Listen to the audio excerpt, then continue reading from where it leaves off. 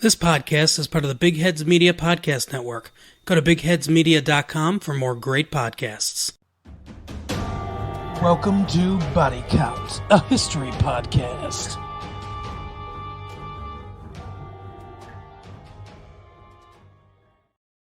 Jingle balls, jingle all the way. All right, you stocking stuffers. Today's support for Body Count Big Heads Media comes from Manscaped.com, the best in men's below-the-belt grooming.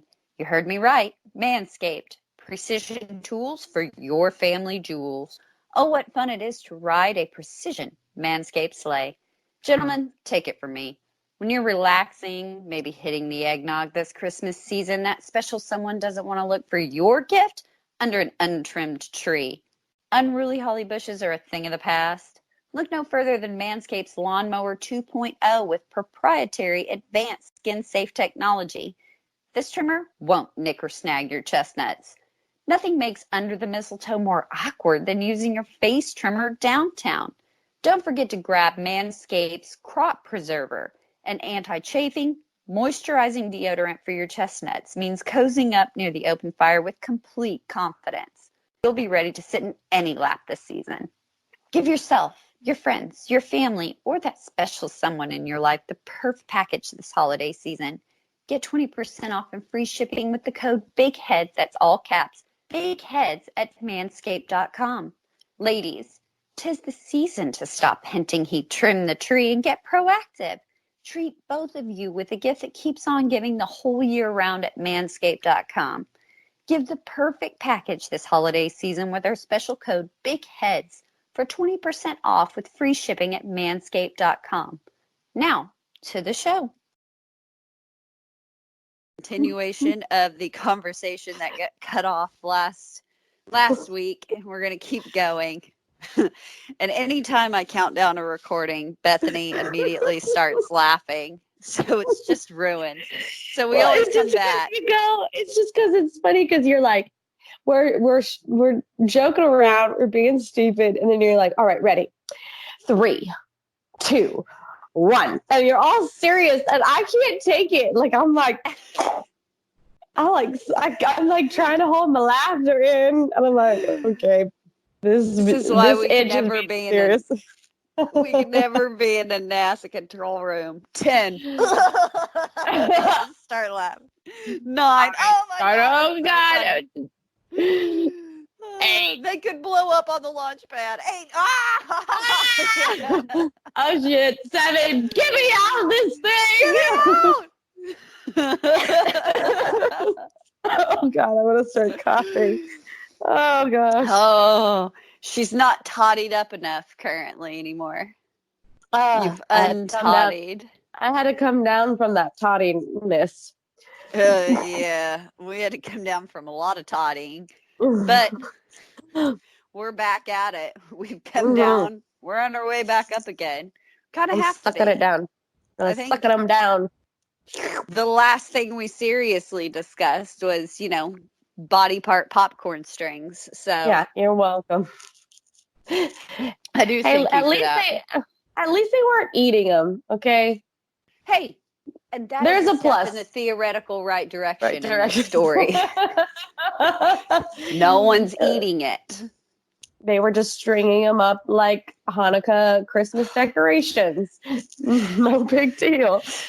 We wish you a body Christmas. We wish you a body Christmas. This toe isn't made of clay. Dreidel. We eat the flesh all day. Dreidel. It tastes like chicken.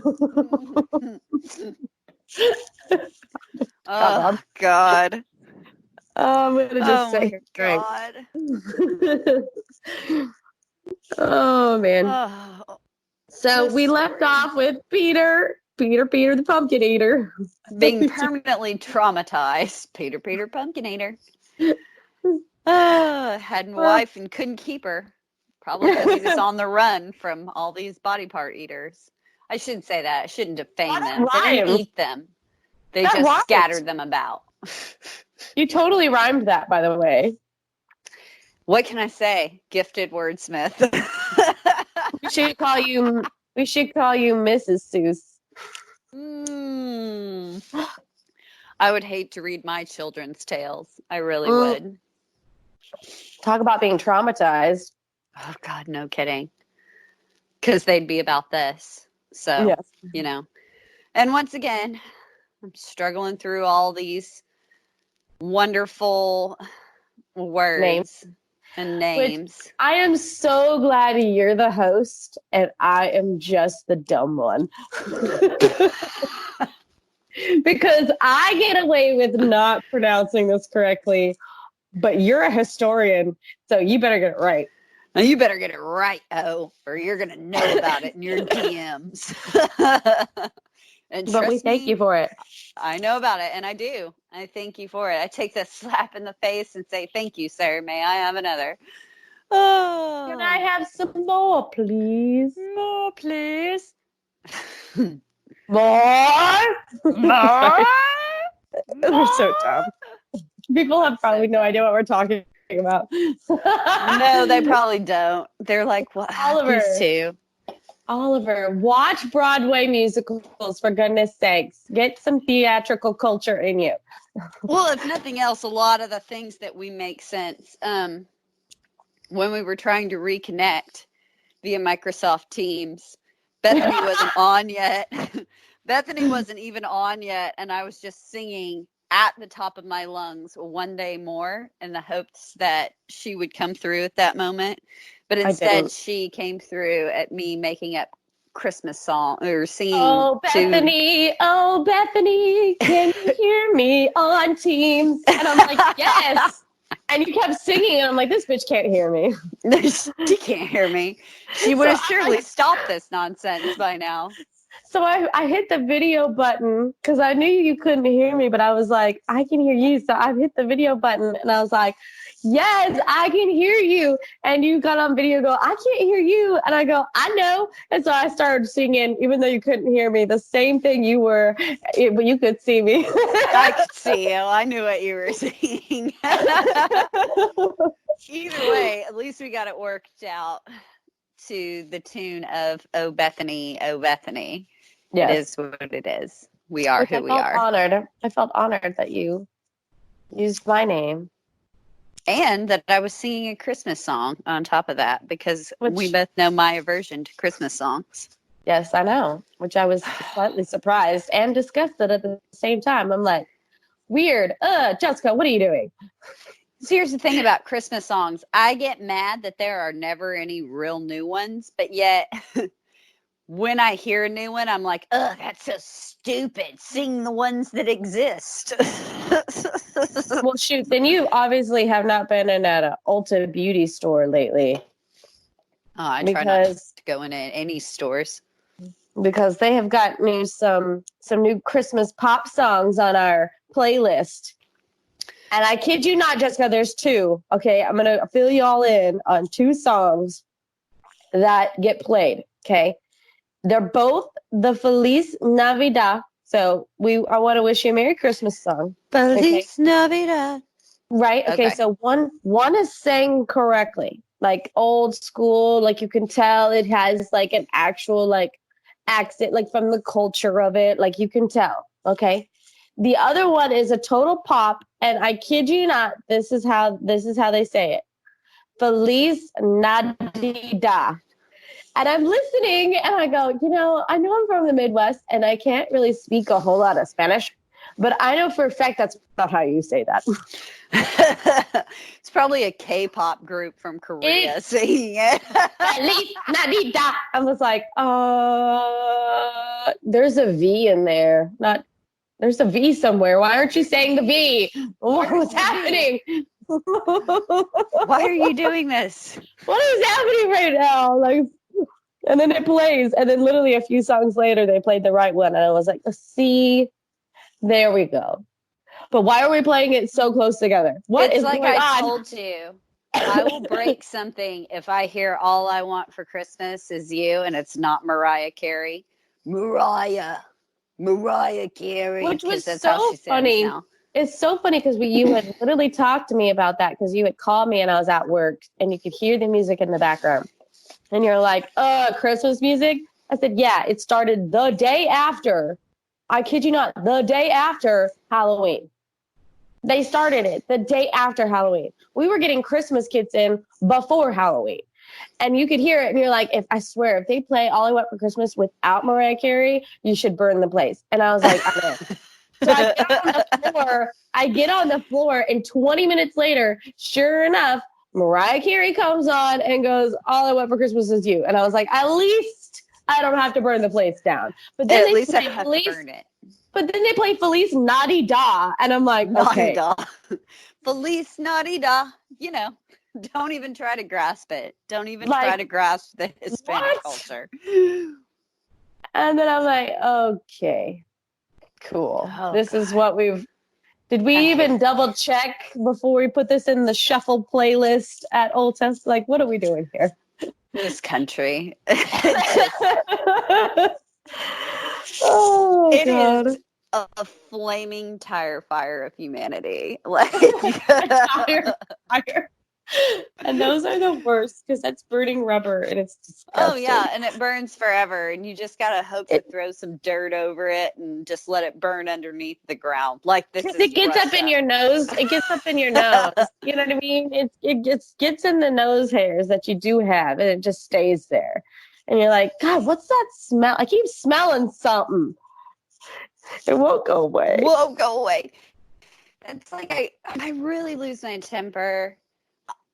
I am all about saving the environment. Like, don't get me wrong. But when I'm in a hurry and you're trying to like determine paper or plastic for me, and I'm a mom and I got to carry a kid and her 27 things, I need handles. Because she had to have them. She had to have them. So if your paper bag has handles, load me up. But if it does not have handles, don't be surprised when I snap at you. No, plastic. And then they give me this snooty look like, oh, you want the entire world to just burn down in flames. No, I don't. I just need to have handles. And because you gave me that look, I'm going to go home and burn styrofoam just to piss you off. Oh, my God. See, I use my plastic bags in our other trash cans throughout the house. So they do get reused. So what I've started doing is I got the reusable totes that I just take to the store with me. I was going to say, where are the cloth-like bags that you're supposed to That is what I do. That is what I do now. I say that, but I don't even use them. Not that I think that I'm just such an environmental warrior. It's to avoid that look that I get when I'm like, plastic, because I need handles. Look at this. I have a kid and like things everywhere. I'm going to drop like 27 My Little Ponies if you don't give me handles. I must have handles. If anything, give me a plastic bag to put all of her shit in because I cannot do this on my own. Thank you. Or at least give it to me so that I may tie it around my head and slowly myself. I don't care what it's for. Just give me handles. I'm already using my reusable coffee cup. Just get out of my face. Oh. What more do you want from me, people? God, hashtag America problems. These are not hashtag Russia problems. That's for damn sure. Russia's because they're popcorn stringing the bodies along. Doing what's right. Doing what's right. They're even using people like Soylent Green. So you guys save the environment by plastic. We save the environment by purging people and stringing up for Christmas decorations. We purge. Merry Christmas. Here's a person. Here's a leg on a string for you. We've literally hung up the little drummer boy for everyone to see. And he's still drumming away, okay? We still left his brain attached so he could keep moving. That, and we also want to display it in the courtyard as well. Merry Listen Christmas. to this. You Listen. filthy animals. Oh, did you hear that? Oh, snap, crackle, Now we're ready to discuss history. yeah. Yeah, because I'm actually almost sucked down my entire hot to hottie in this small amount of time that we've been recording. In like 10 minutes, I'm sucked down this whole thing. This is gonna be a fun day. It's gonna be a fun episode. I'm really excited to see how this one finishes up. So, if we finish. left off last time, aftermath of this entire military coup that went on. So they're like wading through the body parts to settle the breaststroke. They're doing the breaststroke through the body parts that they packed up. Actual breasts. I'm just gonna move this head to the side. I need to get by, please. Oh yeah, I just need to get by. Like this leg it's really totally blocking the ingress to the red staircase there. If you can see rib. that. There's a rib. I'm gonna take that home for my collection.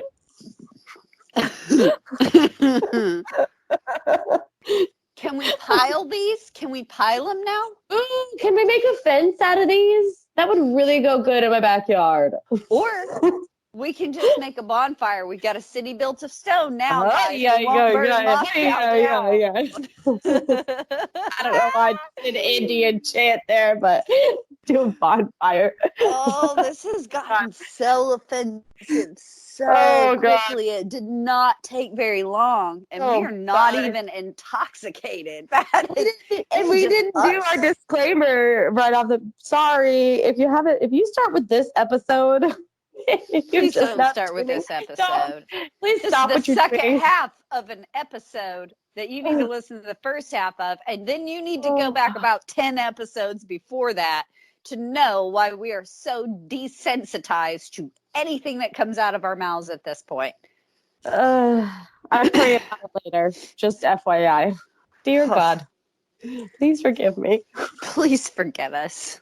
If I go everything to hell, we have said. Please take Jessica with me. I have a friend in you. Please don't drag us down because we've been talking about the Romanovs for 10 weeks straight. Please. Please love me. We promise, guys, when we finish this, we're not doing deep dives for a while, and we're certainly not going to talk about Russia for like a year. Years, maybe. We say that, but you know we can't. But they're just so much fun. Russia. Oh gosh. So we're down body parts to settle. They're wading through the body parts. They're going to settle the Streltsy down. You're exactly right. You said it. You said it. Thank you. Hey, Paul, I hope you heard that. I'm giving you a shout out. I said a name right only because I've heard it a million times, but I did it. So the Streltsy then elect Ivan Kovansky. I'm pretty sure that's correct. Kovansky. You know, whatever you think is correct, go the opposite direction. That's true. And welcome to Russia. Now, this guy has been in Sophia's pocket the entire time. They elect this guy as their leader and the spokesperson, and the Streltsy, start making demands. Oh, God. Basically, they're saying, if you want Moscow back and the rioting to stop, here's what we want. Oh, okay. So, I mean, smart. Like, all right, if you want us to stop literally tearing people apart and creating bonfires and stuff, these are our demands. Well, yeah, we have some. Oh my God, why can't I think of the word? I can't even think of the word. It's all right. It happens to me constantly. It's called old age. It's like I have some terms. These are I will agree to be your Mockingjay under these conditions. There we go. Exactly. Like that I got me some terms. So what do they want? They want their GD money, like all of it, paid in full to them immediately. Fair. Hey, number one seems fair. I feel like that's pretty fair. Pretty fair. This is where it's going to get a little weird, though. They want Yvonne and Peter to rule together as co-czars. Sorry. Number 2. Yeah, that works out. That- Because two that kings never- always works out. That never, 2 people working together in the same amount of power. No, the answer to that is no. Okay, but keep going. Okay. And they want their champion, the Princess Sophia, to be regent until Peter comes of age. Because remember, Peter's like 10 still 10. at this time. Right. Okay, so he does need some guidance, right? And so Sophia is actually what? The older sister of Peter? Yes. Okay. I'm sorry, I have an older sister. And I don't want her, she tries to be the boss of me. She's always been the boss of me. And now that I'm older, I'm like, beesh, you're not Back the boss off. of me. Okay. Exactly. You saved You're that the curse woman. there. I did save it. Biatch. Yeah, biatch. I kind of like put like some Russian spin on that. Biatch. Biatch. Biatch. Sorry, but no, that's not really how this works. Like I'm sorry. Unfortunately, she's a woman. And usually I'm like all women's rights and women empowerment, but not here. But not here. In this whole time. stuff, it doesn't work. It just doesn't. Nobody respects it, and it sucks, but it's just the reality. Exactly. So she's playing with a lot of fire here because normally, a boyar would be regent until Peter comes of right. age, until he reaches this majority. Makes sense because the boyar has a little more experience in this whole, royal ruling, power, that kind of thing.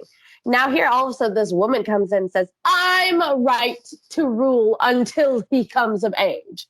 Okay, we're not Queen Cersei, and we're not, come on, we're playing with the wrong. This isn't how it works. She doesn't have dragons, Daenerys Targaryen. Like, exactly. What you gonna do, honey? What you gonna do? Exactly. So, and just a couple of weeks ago, these same Streltsy had pledged their allegiance to Peter. Okay. But in Sophia's, she had managed to rally the military to clear her path to the throne and had all of Peter's closest friends and relatives butchered. Literally butchered, cutleted on the way. So wait. So Sophia is the person that's behind all this purging, murdering of Peter's relatives. She's the one that got Kovansky in her pocket, and Kovansky goes and whispers to all the Streltsy that, the Narushkins are going to murder Yvonne. They poisoned Theodore. They've done all this to put Peter on the throne by himself. I thought it was just him doing all of this. Because I thought he was going to get something out of it. That's why I thought it was just him. But it was seriously his old the puppet sister. Master. Yeah. What a crafty. See you next Tuesday. Exactly. Those Miloslavskis, man, they are crafty. They're not capable governors, but they are crafty. I'll give them that. So, this using military coups to get what you wanted. This is going to become a common theme in Russian history to come that we're not going to get to it. I'm not going to say ever, but we won't get to it in this series. But a woman did it first. Exactly. Yeah. You know what? I guess we might have eaten the apple. We might have eaten the apple and started the ultimate sin, but we did it first, okay? Own what you did. This girl is gnawing down that apple, okay? Because this does become a common theme in Russian history and seizure of power. But Sophia did it first. Just saying. Take a bow, biznatch. You take a bow. You won. So the first thing she does in her rather precarious position, pay the Streltsy. I can promise you that. Give them what they want. And she even had to melt down the literal silverware of the Tsar to do it. But she got them paid. You do what you gotta do. Exactly. You make small sacrifices for them. They'll make small sacrifices for you, honey. You scratch your back, I'll scratch yours. Precisely. So next up, She starts giving all government posts formerly occupied by the Narushkins, while Peter was czar by himself, to her friends and Miloslavsky allies. No surprise there. We knew that was going to happen. Now, this included all foreign affairs falling into the hands of her favorite, a man by the name of Vasily Gotlinson. I believe I said that correctly. Gotlinson. That's not how I would have said it, but that's okay. Well, that's how nobody would have said it when they see it. I see Vasily Golitsyn. Okay, Golitsyn. Oh, it might even be Golitsyn. I think that's how we're going to say it. Oh my God, hair flip from I'm probably wrong, but it's okay. We're going to stick with Golitsyn. I think that's it. Golitsyn. Remember, whatever you Vasily Golitsyn. Go the other way. Go the other way. We're going to get to some fun ones, though, that you're going to be like, there's no way. What the hell is that even? Control of the army and treasury effectively, however, goes to Ivan Kovansky, which is the guy that she put in charge of the Streltsy as well. So this is the guy who cleaned up the Streltsy riot in the first place on behalf of Sophia and the Miloslavskys. Okay, so I'm going to stop you. So does this guy do these things for Sophia because he's getting the poo-tang, or Oh, no. That's Gotlinson is getting all her love. This guy... So Gotlinson is getting the love. So what is this guy getting out of it? He's basically just been given control of the army and all the money in the country. So he is, effectively... Okay. Unfortunately for her, she's now failed to see that Kovansky is still a man in the 1600s, and she's just basically given him absolute power, is what she's done. Yeah, and she ain't banging him, so double yikes. Yeah. So it's like he could go way out in left field with the power, and she can't reel him in because she's not putting out. Exactly. So that brings us to, how long do we think that he's going to take orders from a woman, Tsar's daughter or not? I give it 3 months. Oh, that's a pretty freaking accurate. You passed it there. Oh, no way. I'm just, not that I speak from experience, but I mean, not that I speak from experience on this subject, but I had to mute myself because I literally choked on the drink I was taking, because that's pretty close. Cut to 1682. And we have another Streltsy uprising. Surprise. Shocker and a half. Kovansky seizes power as regent, and effectively part of the Russian army now occupies Moscow. Which is just excellent for us, because if this wasn't already confusing enough, now we got another faction within the government, because just add this to woman gave this guy all the power and is not using the poon to reel it in. That's exactly what's happened. You put your nail on the head there. Yeah, mistake number one. So Sophia had unintentionally created an internal power struggle, and Russia kind of looks like at this point that she might tumble into a time of troubles part 2. So I won't sing it. I won't sing it. We're not going to sing it. Don't do but it. You want me to. I've got it in my head. We're not doing the music, man. We are not doing it. So shaky start, but still, you got to admit, Sophia's not doing as badly as Yvonne the Terrible, which I think that we can agree is probably, our baseline for ripping a country apart.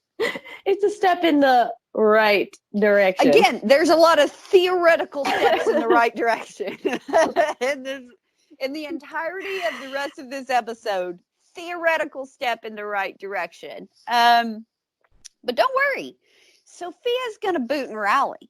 Yes, because she's not a dumb business. She's not dumb. Almost because worse. almost. But hey, you know what? From all this stuff that she's been doing, she at least has got a head on her, and she's like, oh, wait, I'm not putting out, so what can I do? So I'm interested to see how she does this. After all, Alexei, that's Yeah. his daughter and I the mean, sister of Theodore. So she's Yeah, not so- too stupid. She's learned from history. She has. Yay!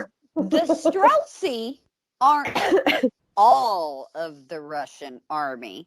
They constitute maybe like 30-something% of it. And just because they're stationed in Moscow, they can get there quickly. But that's not all that we have. We have the nobles and their army still. Okay. And remember, they were nobles because they got land for military service. Plus, we have all those new regiments created by Theodore. Weren't those people that got sent off into the unclaimed land, right? They're in. Well, no, those are the prisoners that are making Siberia. I'm talking about those 9 districts with all the regiments. Oh, the nine districts, 9 regiments. Yeah, The army is now a standing army, and the Streltsy may have Moscow, but she's calling on everything else. So the 70% of the army that's kicking around, not in Moscow, and doing nothing really. Nothing really. And not only that, those regiments that are created by Theodore, most of them are led by those terrifying mercenaries that Alexei brought in, who'd been fighting real wars in Europe for the last 30 to 50 years. Oh, I was close. 30, 100. Military might is kind of what they exist for. So Sophia escapes the Kremlin, which no small feat in and of itself, takes refuge at a monastery. That's not what you wrote, but okay. No, it's definitely not what I wrote. Spell check's a B right there. That says monetary. Monetary. But I mean monastery. Hey, guess what, everybody? Guess what, everybody? Jessica Maynor made a mistake in an outline. Fucking call the presses. Curse! Get William Randolph Hearst on the phone from back in time. Dig up his corpse. Get him on the phone. Reanimate said corpse. Okay. I made a mistake in the outline. I will never call you out again because you just went on a 5-minute tangent. Okay, not 5, but about you get history. About history. Okay. Look at me getting all pissed off. That's the funniest part, though. That's the hilarious part. All Sorry, I won't do it again. But getting all butthurt about it. That's what I'm loving about it. So, Sophia does escape the Kremlin, takes refuge in a monastery where she condemns the Streltsy and calls the rest of the army to her. Would you know it? They come. They came, didn't they? They sure did. Turns out they hated Khovansky, he was just like a hugely pompous prick that managed to piss everyone off way more than they hated taking orders from a woman. There we go. Wow. There's the line. We've established it. Wow. Dang. You know what? That has to be quite a bit of pissing off in order to listen to a woman back then. Right? That's kind of what I was thinking when I was looking into it. He must have really been a Dickensian and a half to to get people to get people to listen to a woman. To get him to be like, oh, we don't care even that the rightful she's a chick. You're a dick, sir. Who isn't even the rightful upcoming czar. Like, she's technically not, because Peter is supposed to be, but she's claimed herself as regent because he's still like a baby. Well, we've got Yvonne and Peter. Neither one of them are old enough to rule on their own as yet. They do know that. So they're like, you know what? We'd rather go with the czar's daughter than you. So wow. Wow. What, talk about like a slap in the face.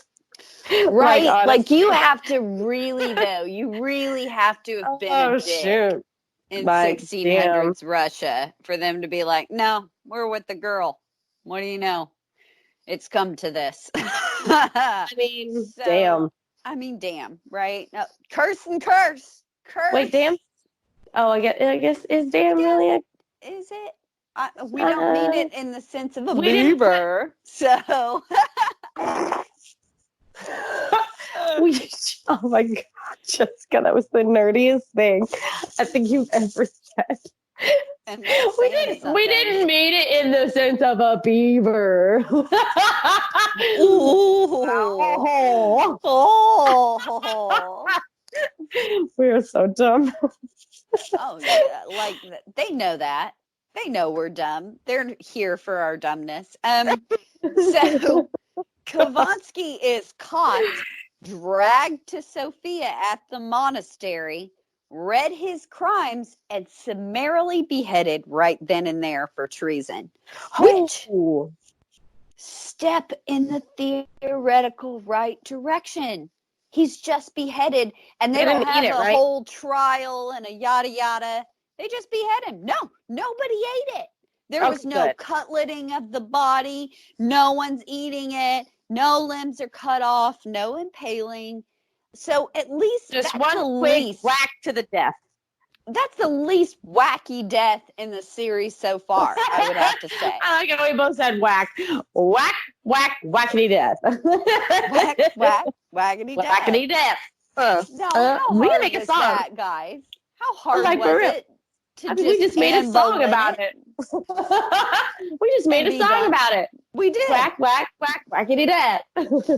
Whack. We don't need to take all your fingers, your toes, your legs, your torso, and then your head, okay? And we don't have to display your brains or, cut you open and play with the insides. Just put my hand in the head, go, hello, my name is Kavansky. We don't have to turn your brains into your head into a Muppet. Oh. A Muppet. You don't have to Cookie Monster it. Cookie. We just cut his head off and be done. So brain. Oh God. Again, this brain tastes good. I need milk. I need milk with this brain. We don't have to do all that. So again, no matter what you think of Sophia, step in the right direction. Just a beheading. So Sophia returns to the Kremlin. Now, she lives there with Yvonne while Peter, who's, technically the junior czar, and his mother are put at the furthest royal residence from Moscow. So he is living in... Oh my God. Okay, I'm going to say it first. I'm going to say it first. Okay? I'm going to say it first so that you sound better than me. Okay? I'm not going to do that. Preobrazhensky. I believe it is Preobrazhenskoye. Okay, that's not what it says. That's Preobraz. That's Preobraz, so like a pre-bra Hinskoe. There you go. You're welcome. I solved your problem. Oh, pretty sure. We have a wonderful Twitter follower and smartest man ever that likes to make me feel good. He actually speaks this language. I believe you pronounce it Preobrazhenskoye. Okay, but that's not what it says. Not what it says, but we're going to go with it. So, Peter and Natalia are at Preobrazhenskoye, and then we've got Yvonne with Sophia actually at the Kremlin in Moscow. So she's further separated Peter from power. Okay, but so she thinks. Does she do it out of the fact that she's quote unquote protecting him, or she's doing this on purpose? No, she's doing this on purpose. Oh, okay. Because she's got her puppet Yvonne, who, let's face it, is in no state to rule. Okay. Right there under her thumb, and because he's the eldest, she's essentially holding the regency for him. So even though the Streltsy want them as co-czars, she thinks she's pushed Peter, because if we look at it, we've got Moscow here kind of in the center, And she's put him in Preobrazhenskoye, like way up there, almost to the edge of the empire, if that makes sense. I mean, So I guess separating I am him with as geography, far as she but, can. I understand. So if Moscow's the center of the most populated parts of Russia at this moment, she's put him on the edge right before you drop off into Siberia. Oblivion. Yeah, Same thing. on a mountain I'm range on the that kind edge of of Moscow, and I'm hanging on a moment with you. Yeah, exactly. So Peter at 12, he's already a very impressive physical specimen. I mean, this dude ends up being 6'8", like a straight up Viking scary man. Yeah. I don't know why I'm getting turned on by a 16-year-old or 12-year-old. 12. Yeah. Oops. Hey. Sorry. Oh, I just got a bad taste in my mouth. Well, we're thinking about Peter at like 20. 20. When it's legal. Because he's going to be very impressive. So give us credit, people. God, okay. Damn. Curse. But the creep factor of all of the Romanov everything. Hold on. I'm going to pause you. Hold on. Because I still want to clarify. Even though he's 12, technically you have to push him up a few years because remember, people didn't live that long. So he might be 12, but let's make him 18. Oh, and let me just go ahead and little Freddie foreshadowing here. He's been drinking and whoring and going nuts since he was 10. Exactly. He's practically 18. He's of age. He's been through all of the of age stuff. So he's 12 in the 1600s. He's lived a good 3/4 of his life already. Exactly. So I don't feel too bad. No, I just don't either. So better. Not only was he pretty, like he's he's the opposite of a Vaughn in appearance. So, I mean, we've got the physical specimen, but not only that, Peter's clever. And I don't mean clever like he's not occupying his time with education. He's not sitting learning Greek and Latin and everything like maybe Alexei or Fyodor did. But he's not an idiot either. So he knows he's very, very smart, but he's not exactly being formally educated. So what is he doing with his days, do you think? Frolicking in the flowers, smelling the roses, sipping on ganja. I don't know. The typical thing to do. All very Russian things in our experience. No. It's never happy times. What he's done is he's made a bunch of friends and built quote unquote toy regiments. Okay. So what do I mean by that? Like he's getting a bunch of the local kids that are his age, but he's also making friends with older people and he's getting everybody together and he's playing war games basically. So like Preobrazhenskoye, there we go, was right near the foreign district. And if you'll remember from our last episode, Patriarch Nikon had banned foreigners and said they had to live in the foreigners only area. But Peter's father, Alexei, had brought in a bunch of foreigners by the boatload to join the army. If you'll remember kind of where we were at on that. Yeah. No, I do. In this place between Moscow and Preobrazhenskoye is this foreign district. Why'd you say it like that? Square. Skoya? Because that's how it ends. Square. I don't know. I hate this language. I hate this language so much. So it's hilarious. It is hilarious. In this foreign district, we have all these like seriously military-minded mercenary badasses, Curse, and their children. So it's these guys and their children that Peter's making friends with. And about their own age, right? Correct. So he's making friends with all these kids that are his own age. But the thing about Peter is he's as likely at 10 and 12 to be friends with a 45-year-old man because, like I said, he enjoyed his drinking and his whoring, even at 12, as he is like a 10-year-old boy.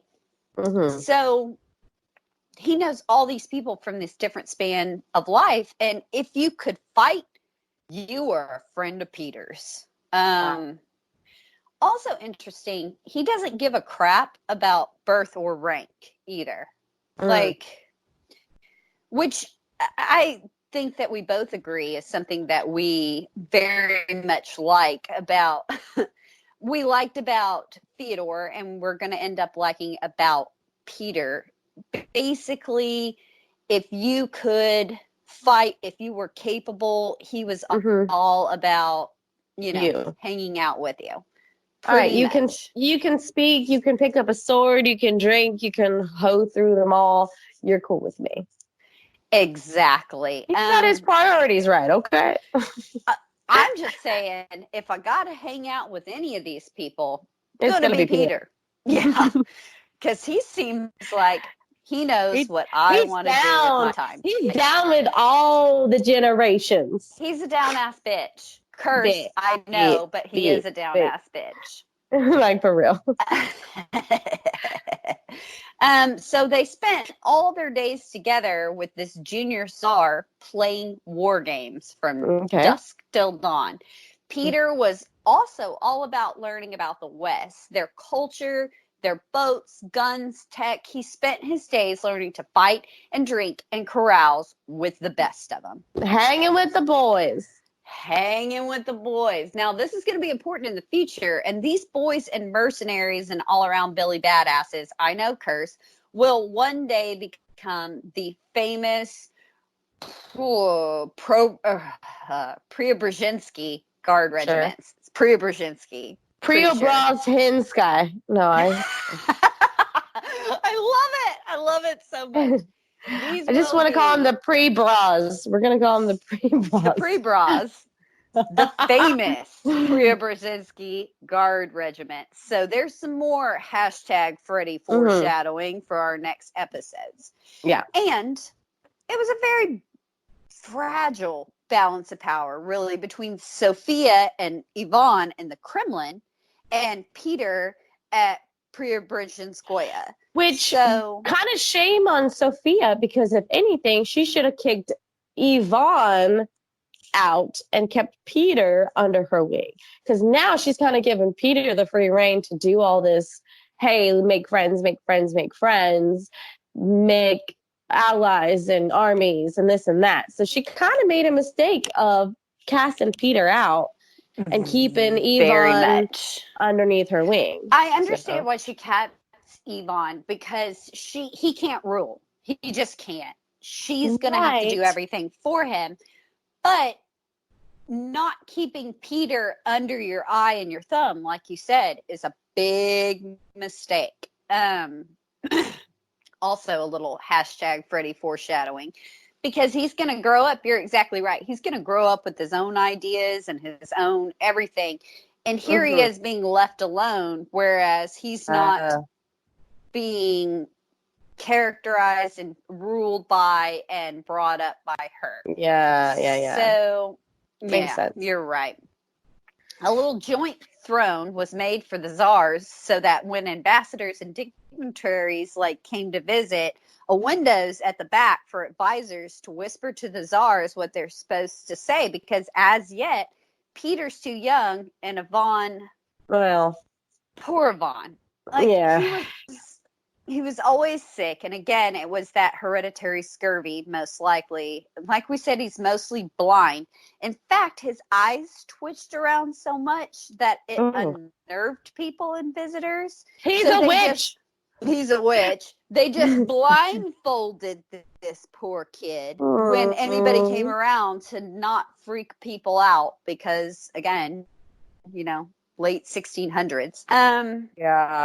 He did suffer to what today we just don't know. It's an unknown intellectual disability. To say that he had very little interest in ruling, obviously. I mean, he's with just all trying of to that, not die. Yeah, he's just trying to not die. No, you're exactly right. He was more about just existing. So Peter, still very Hey young. everyone, I'm still here. Don't look in my eye, but I'm still here. Don't kill me. I'm still Yeah, here. Don't kill I'm me, sorry. please. I Pretty promise I'm much. not a witch or warlock, wizard, whatever you want to call it. A wizard. Whatever you want to call You're it. a wizard, Yvonne. I'm a what? Sorcery wizard time, boy. Oh God. Oh. So with Peter still very young, Sophia really is kind of left on her own, essentially, as regent, since Peter's banished. And Yvonne, what are you going to do with him? Like, get him out of bed that morning? That's about it. Yay! He ate food and he didn't die. Oh, God, that's so sad, but it's so true. So true. I mean, yeah. It is what it is. And Wow. Gottlinson, now Sophia's most favoritist, was right by her side to help her rule. Now, Gottlinson got a rockin' title, and interesting enough, he wasn't a bad statesman. In fact, he was too ahead of his time. With Sophia's backing, he wrote some really sweeping reforms that were like 150 years ahead of their time, as a matter of fact, which you and I both know not going to work out. No. Yeah, no, because again, considered a man witch, sorcerer, whatever, like as being too smart. And they're like, oh God, he's got a brain. Burn him. Must be a witch. I mean, does he see the future? He must be a witch. He must see the future in his flames. Witch man. Burn him. Burn him. Oh my God. Isn't history fun? It's just so fun. It really is. Again, so you didn't have history, you just take the way it was taught to you. Exactly. You're welcome. And we're here to correct that. So, I don't know. The starting point for the reforms that Gottlitzson was proposing to Sophia was the abolition of serfdom, which even Sophia was like, no, because the nobles are going to go crazy and eat us or something, What is that? I don't even know what is abolition of, oh my God. Abolition of serfdom. What the heck is that? Remember how we talked about serfs? If you lived on the land, you were basically owned by that noble. Like you worked for them, you went to war for them. So we didn't call them servants, we called them serfs. Yes. Okay. They weren't even because you could be hunted down if you tried to leave, if you didn't. Basically, in order to get your food and board, you had to go to the army when a noble whose land you farmed said you had to. You had to do whatever they said. You had to pay all the taxes on your household for that. Basically, a slave. Slightly above a slave. And like Sophia's going, the nobles aren't going to be into this. Yeah, pretty much. Remember, slavery didn't just happen. Okay, it came from somewhere else. Actually, the word slave is based on the root Slav, as in. Oh God, here we go. Okay, I won't get into etymology. Actually. No. So Sophia just says to Gottlinson, these guys are super into owning people and running their estates, boo. Like, I want to stay regent and live, so we can't do this. Listen, I love you and all, but they just ain't ready for this. They're not ready for your brain, sweetheart. Come here, let me. Come here, baby. But they're just not ready for it. Still, Vasily Gottlitzson did usher in a lot of Western reform. This is a guy that spoke 5 languages, kick-ass diplomat, very well read, very clever, and was said to be the most handsome dude in Moscow. Really? Wow. Mm-hmm. So she really did make sure she could get some arm candy next to her on this. Yeah. So no surprise, like you said, that she's 8 kinds of in love with this guy. Yeah. And we know that's true because of all of their surviving correspondence. Oh, shut up. They wrote love letters to each other. Well, he's writing letters to the person that gives him power. Oh. How real that probably is, who knows? See, Did he love her? Probably not. Well, she loved him, clearly. Yeah, He no. loved power. And so he loved probably power. was like, oh, yeah, honey, I love you too. All right. And I'm How going very Russian.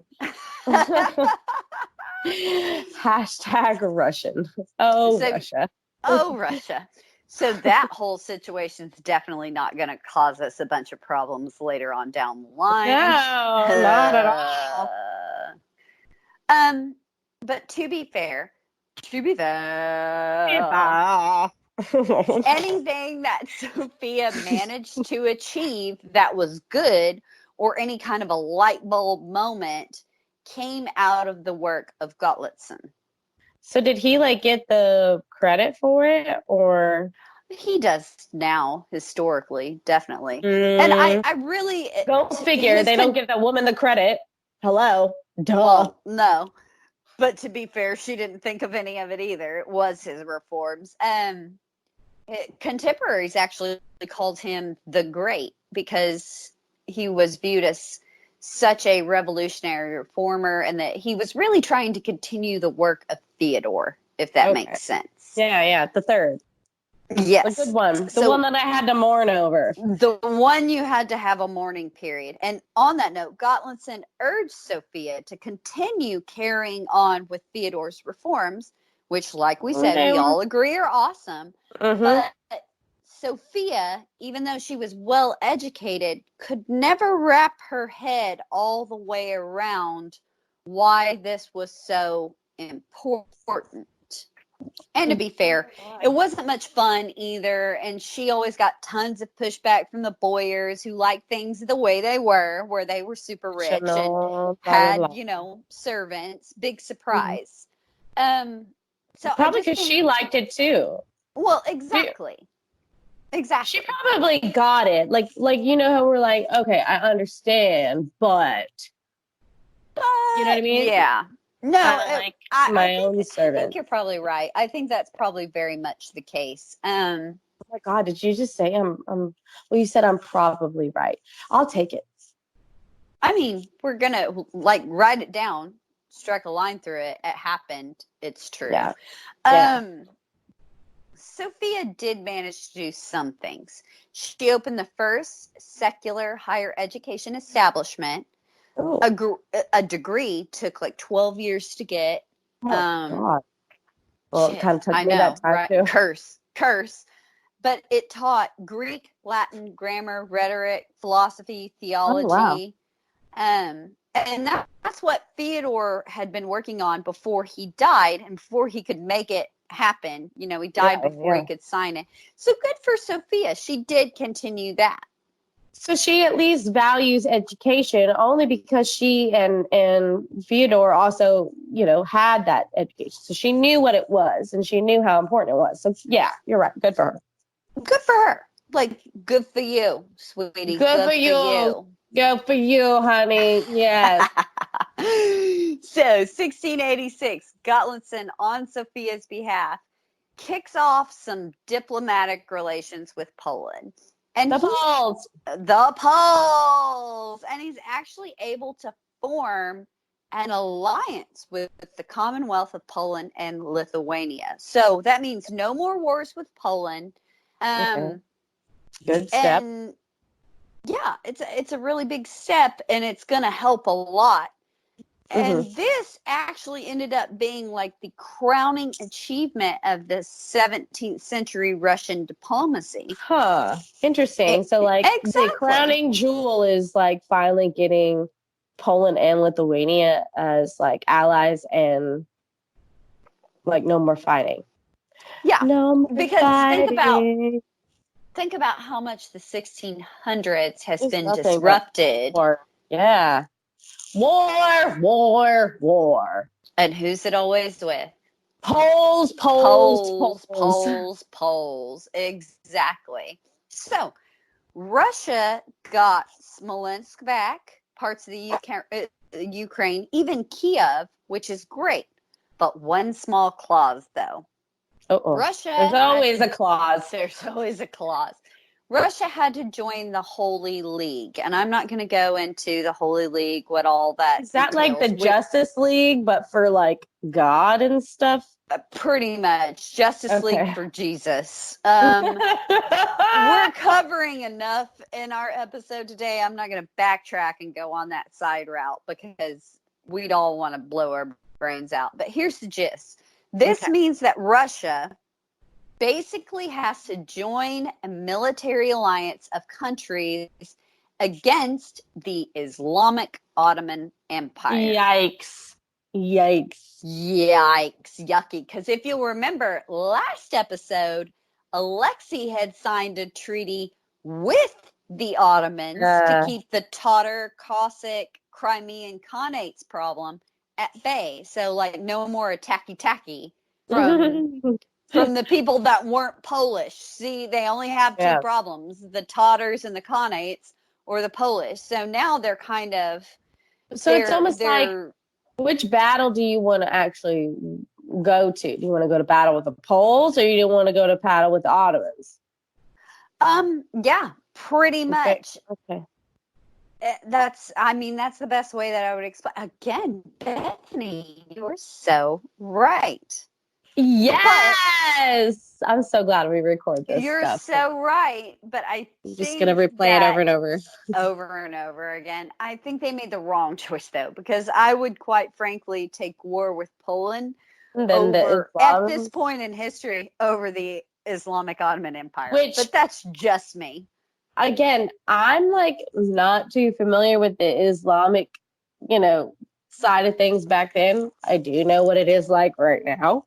And again, we are in still a war with Islam, and we're not even in Russia. Okay, this is why history matters. Oh God! But let me tell you, oh God, if it isn't a picnic today, you really didn't want to fuck with the Ottoman Empire, and they're going to learn that the hard way. You gotta learn today. I don't know. I don't even know how you measure that out in terms of success. So, yeah, we've got this peace with Poland, who we were fighting our wars with, but we've traded it for maybe a much more intense enemy. So... Okay, so my question is why can't we just have peace with both? Like, why did we have to break the treaty with the Ottomans just to have a treaty with the Polish? Because at this point in time, Catholicism and in a way, or Eastern Orthodoxy are very much at that point that crusade mindset has not left. That we're warring for Jesus, like only Jesus. There's still very much that missionary. We can't just accept that other people have different faiths. And because the Ottoman Empire is Islamic, they view this as some sort of threat to Christianity. What's crazy about this statement you just made is that we are in the year almost 2020 and we're still having this problem. Oh yeah, no, it absolutely hasn't changed. And we're talking about the 1680 something. Like, I'm sorry, but this is insane. Like, how much longer is it going to take for us to be like, all right, you believe in Jesus, you believe in, I don't know, Muhammad, a guy named Fred, and Allah, you believe in, which is our same God. Muhammad. It don't matter, okay, what you call it. It just, as long as you believe in something. Believe in something, okay? No one cares. But that is very much the basis. So they're trading, even though they aren't crazy about Catholics, they think, well, at least you call God God and not Allah, even though it's all the same thing. We're going to be on your side. So that's kind of where we're at. Goodness gracious. But actually, Gottliebson sides with us because he wasn't in favor of this war and was kind of up for delaying joining the Holy League as long as possible. You know, like putting it off, going, oh, well, maybe next year. You know, love, oh, understanding. we can't right now. We're still making food. Yeah, pretty much. But here's where Sophia gets interesting, and it's not about the religion for her. It's more about her. Sophia is having none of this pea shit. I know, curse, because she's kind of seeing her way forward here. She thinks, oh, I'll rack up a bunch of these easy military victories, cover myself in military glory. This is going to unite all of Russia behind me, despite the fact that I have a vagina. And my crush Gottlinson will just be covered in glory, too. I mean, yeah, I know. She was doing so good for a while. She's just turned, you can't trade a man or woman. We're just all humans, people. This is what history teaches. We're all human jackasses. It doesn't matter if you are black, white, vagina, penis, no gender. It don't matter. It don't matter. We're all gonna F up sooner or later. Exactly. Big, so then, giant, puckering buttholes. Buttholes. That's just, welcome to the study of history. This is what we're here to try to teach you. It doesn't matter. We're all buttholes. Big old puckering buttholes. Puckering buttholes, you know. E pluribus anus.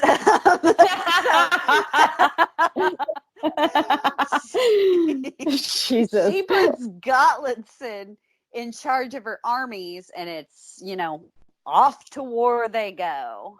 Oh, Hi-ho, hi-ho. Hi-ho. Which Gottliebson is a great statesman, like governing was his thing. Yeah. Not so much with leading an army. Especially against, like, I don't know, the Islamic craziness. Especially against, like, an amalgamation of the former kingdoms of Genghis Khan and now the caliphate. Like, oh, dear God, you are in trouble, sir. You are in trouble. These are the you are in way over your head. These are the people that invented the number 0. So they're really in, you know, they want to make sure there are 0 of you coming into their country. So he's already kind of in trouble, more or less against the Ottomans. This is a Khanate, so they should have been cued by the word Khan, as in Genghis Khan, or you know, just any Khan. Some sort of trigger. The watchword. It's a trigger word. Yeah, it's a trigger word there. Like, ooh, Khan, where, who, where? Get into your shelter, people. This is a high alert. Khan. Warning alert. Oh, should have been, but it wasn't. Yeah. And so this is what I mean by, in many ways, Sophia is not stupid, but she's also kind of a child, because she thinks this is just going to be I'm going to drape myself in male military glory. So 1687, a Russian army joins up with the Polish and some Cossacks, and they head off to attack the Ottomans. They don't even get there. Could you imagine being a Polish person and be like, we're going where and attacking who? What the heck did I sign up for? Oh, God. Or even a Russian one. Like, didn't we just solve this problem 30 years ago with a treaty? We don't have to fuck with them anymore? God. Like, I remember my grandpa, because, you know, 30 years ago, they had grandpas. They did. That's sad. Didn't my grandpa die in this war already? Like, I thought this was solved. Weren't we done with this? Were we not done with this? So all these guys head off to attack the Ottomans, but they don't even get there because they meet with the old tried and true scorched earth policy, i.e. everything in their path had been burnt. So they couldn't collect food for supplies. the horses, anything. The wells are poisoned. They turn back. Again, they should know this is an old trick of the Khanates. Like, if you can't come after us because you have nothing, bye-bye. So next year, 1688, they try heading back with a bigger army. So there's one battle. There is one battle, but the Tatars, in that classic Mongolian / Turkish / since the beginning of the world, how they fight, they scatter. And the Russians advance a little bit, but they're soon stopped once again by scorched earth policy. So even though they technically, as a Western European power, would see it won a battle, right? Even though that's not how the Tatars see it. They advance like 2.5 inches. They don't have any food or any water. So Gottliebsen has to turn back, and this time all the way to Moscow. So again, there's no food, and only half of the army limps back with him. The rest die due to starvation and disease. So the reality is it's an unmitigated disaster. Like the Mishivas of great proportions. And no one, as far as the boyars, nobles, and Peter, forget this. And Gottliebsen is actually viewed as a huge failure. Yeah. Which I think that we would both agree, that's a big failure, right? Yeah. Obviously. I mean, he didn't even make it there. He didn't even make it there. He didn't gain anything. He didn't even go there. You didn't even go there, okay? You didn't even go there. Oh my God. But this is what I mean by Sophia, again, is kind of a child, because Sophia takes a different view. She sees it as they managed to win a battle by scattering the Tatars and advancing a little bit. This is where it starts to go off the rails. We made 2.5 inches. We won. Exactly. Okay. But you lost half your army and you turned around, but okay. You won, sure. She's You're a winner. herself so much that you're exactly right. Okay. Because in her head, okay, bitch. Oh, curse. In her head, despite the massive losses due to scorched earth policy of the enemy, she calls this a victory. Which all the boyars and everything are looking at her like, "Itch, have you lost your freaking mind? Are you kidding me? We just lost half an army and gained nothing for nothing on literally 2 years worth of worthless war." So we've lost. So our body count has now officially started here. She's officially lost half her army. It started when we were hacking up the 100 some odd. We lost Fyodor. Then we lost. But that was in the previous one. Yeah. Then we lost the Narushkins.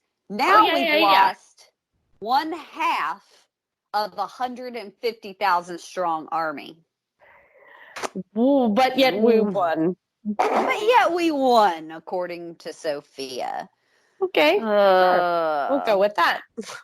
And shit's about to get worse for Gottliebsen. Curse, he doesn't get a respite, because despite how happy Sophia is, that while she's gone, she falls for another man and has a new favorite, Fyodor Shaklovity.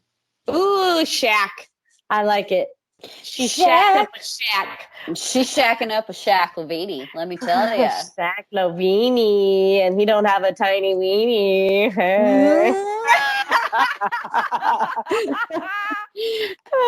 Shaklovity with a big weenie. Oh my God, we're idiots. I love it. I love it so much. We're history's biggest idiots.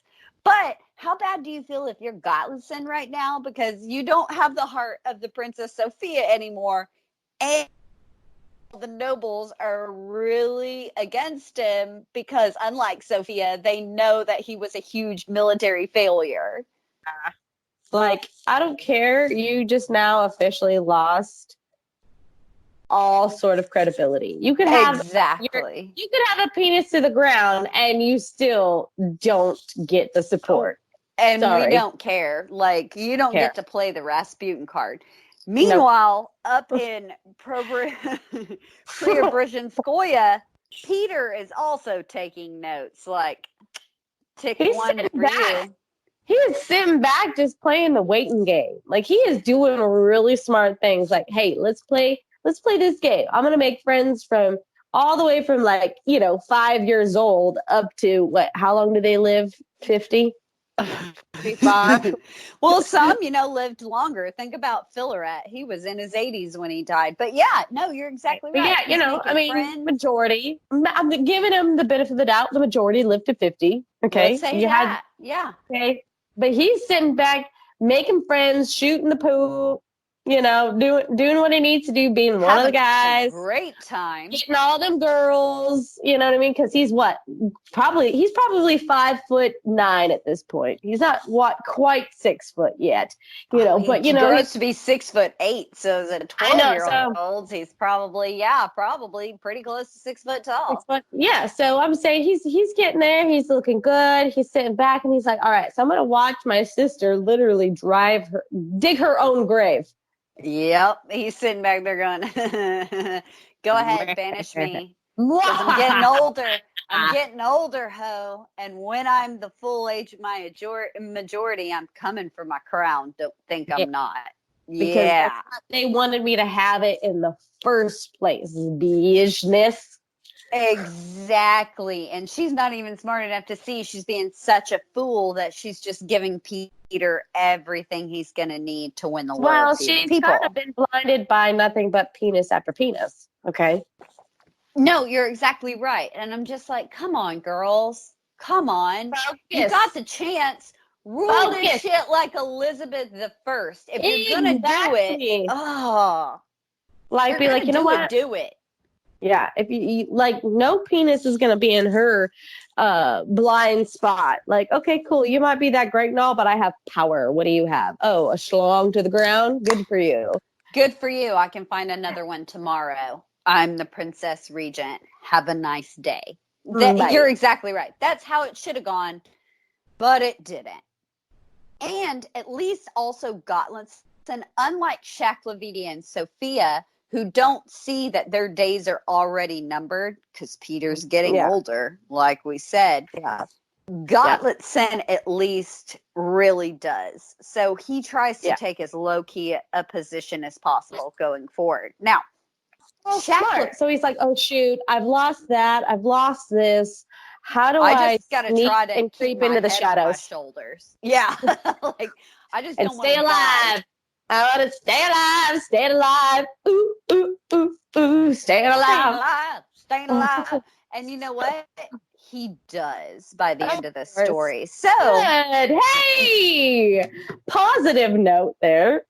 Somebody does. Yay. Yay. Shaklavidi really gets into Sophia's head about her position as well. So she starts to, he's got all kinds of heads for Sophia. She starts to think she's a lot more secure than what she really is. Well, because, think about it, Jessica. She's got 2 men already. One that went to war twice for her and failed, but she was like, win for me. And then we've all been on that penis high. We've all done it. If you say you haven't, you're a liar. Okay, you're a big fat liar, and we both know liar. It. We know it. Okay, and so it's like, all right, she is definitely blinded by something big. Okay, it must be an anaconda when he unlaces those breeches. Or he just can really do something with that mouth of his. Or maybe that. Or he's doing it with talking also. Because think about how insecure she's felt all her life. and somebody's telling her, "Oh, you're great. You're the princess regent." Yeah, yeah, yeah, Yeah, yeah. you know? Yeah. Yeah. Okay. Okay. All right. I'll give her. Okay. I'll let it slide. Does that make sense? Because No, everybody's been saying I to get it. her, like, you're a girl, no one cares. And now he's like, oh, you're this powerful princess regent goddess. You can do whatever you want. Do you, boo boo? I've got you, and you're the JJ. Unfortunately, they both discount the fact that it's the 1600s while they're doing all of that.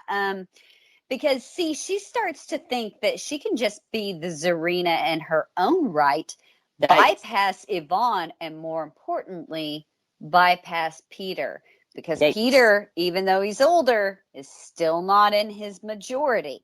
So, but this is where I would be like, all right, hold on. I just technically lost 2 wars. I'm going to pat him on the back, call it a win. I've got another man on the side, but I need some backup. Who should I call? You know what? I should probably play nice with the, I don't know, rightful heir at this point. That would be my thinking. Literally. That would be mine as well. But like, I'll be like, all right, hold on. Like, I'm historical thinking. No, I know, but I'm like thinking like, okay, if I was in this position, what would I be doing? You know what I mean? Like, obviously, I've had this kind of reign of power. Even though technically I'm not it, I've been just kind of pretending and play acting this part. I've kind of made some flubs only because of the fact that the man I thought I loved could handle it. Clearly he can't. So I found a new one.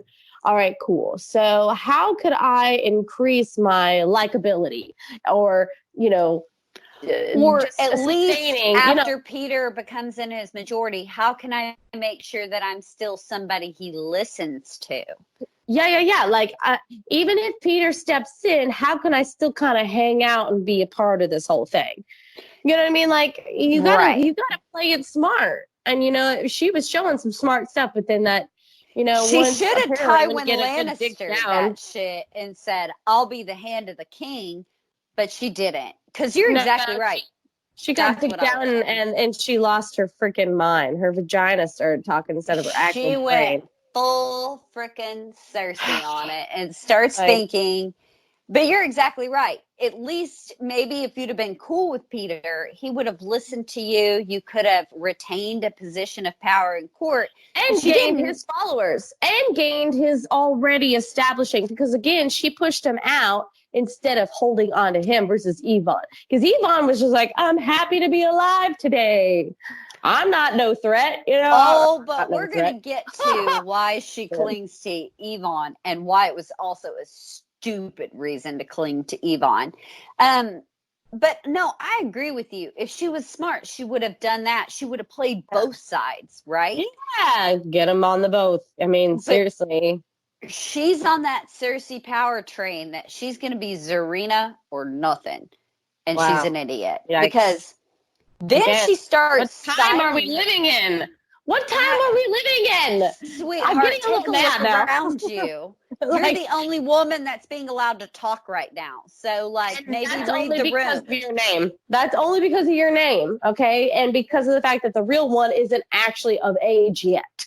So, get it together. It's not because you're Sophia. It's because you're Sophia Alexievich. You've got the Tsar's name tacked on Peter's yours, sister. Sweetie. We're only giving you the benefit of the doubt because your brother is Peter.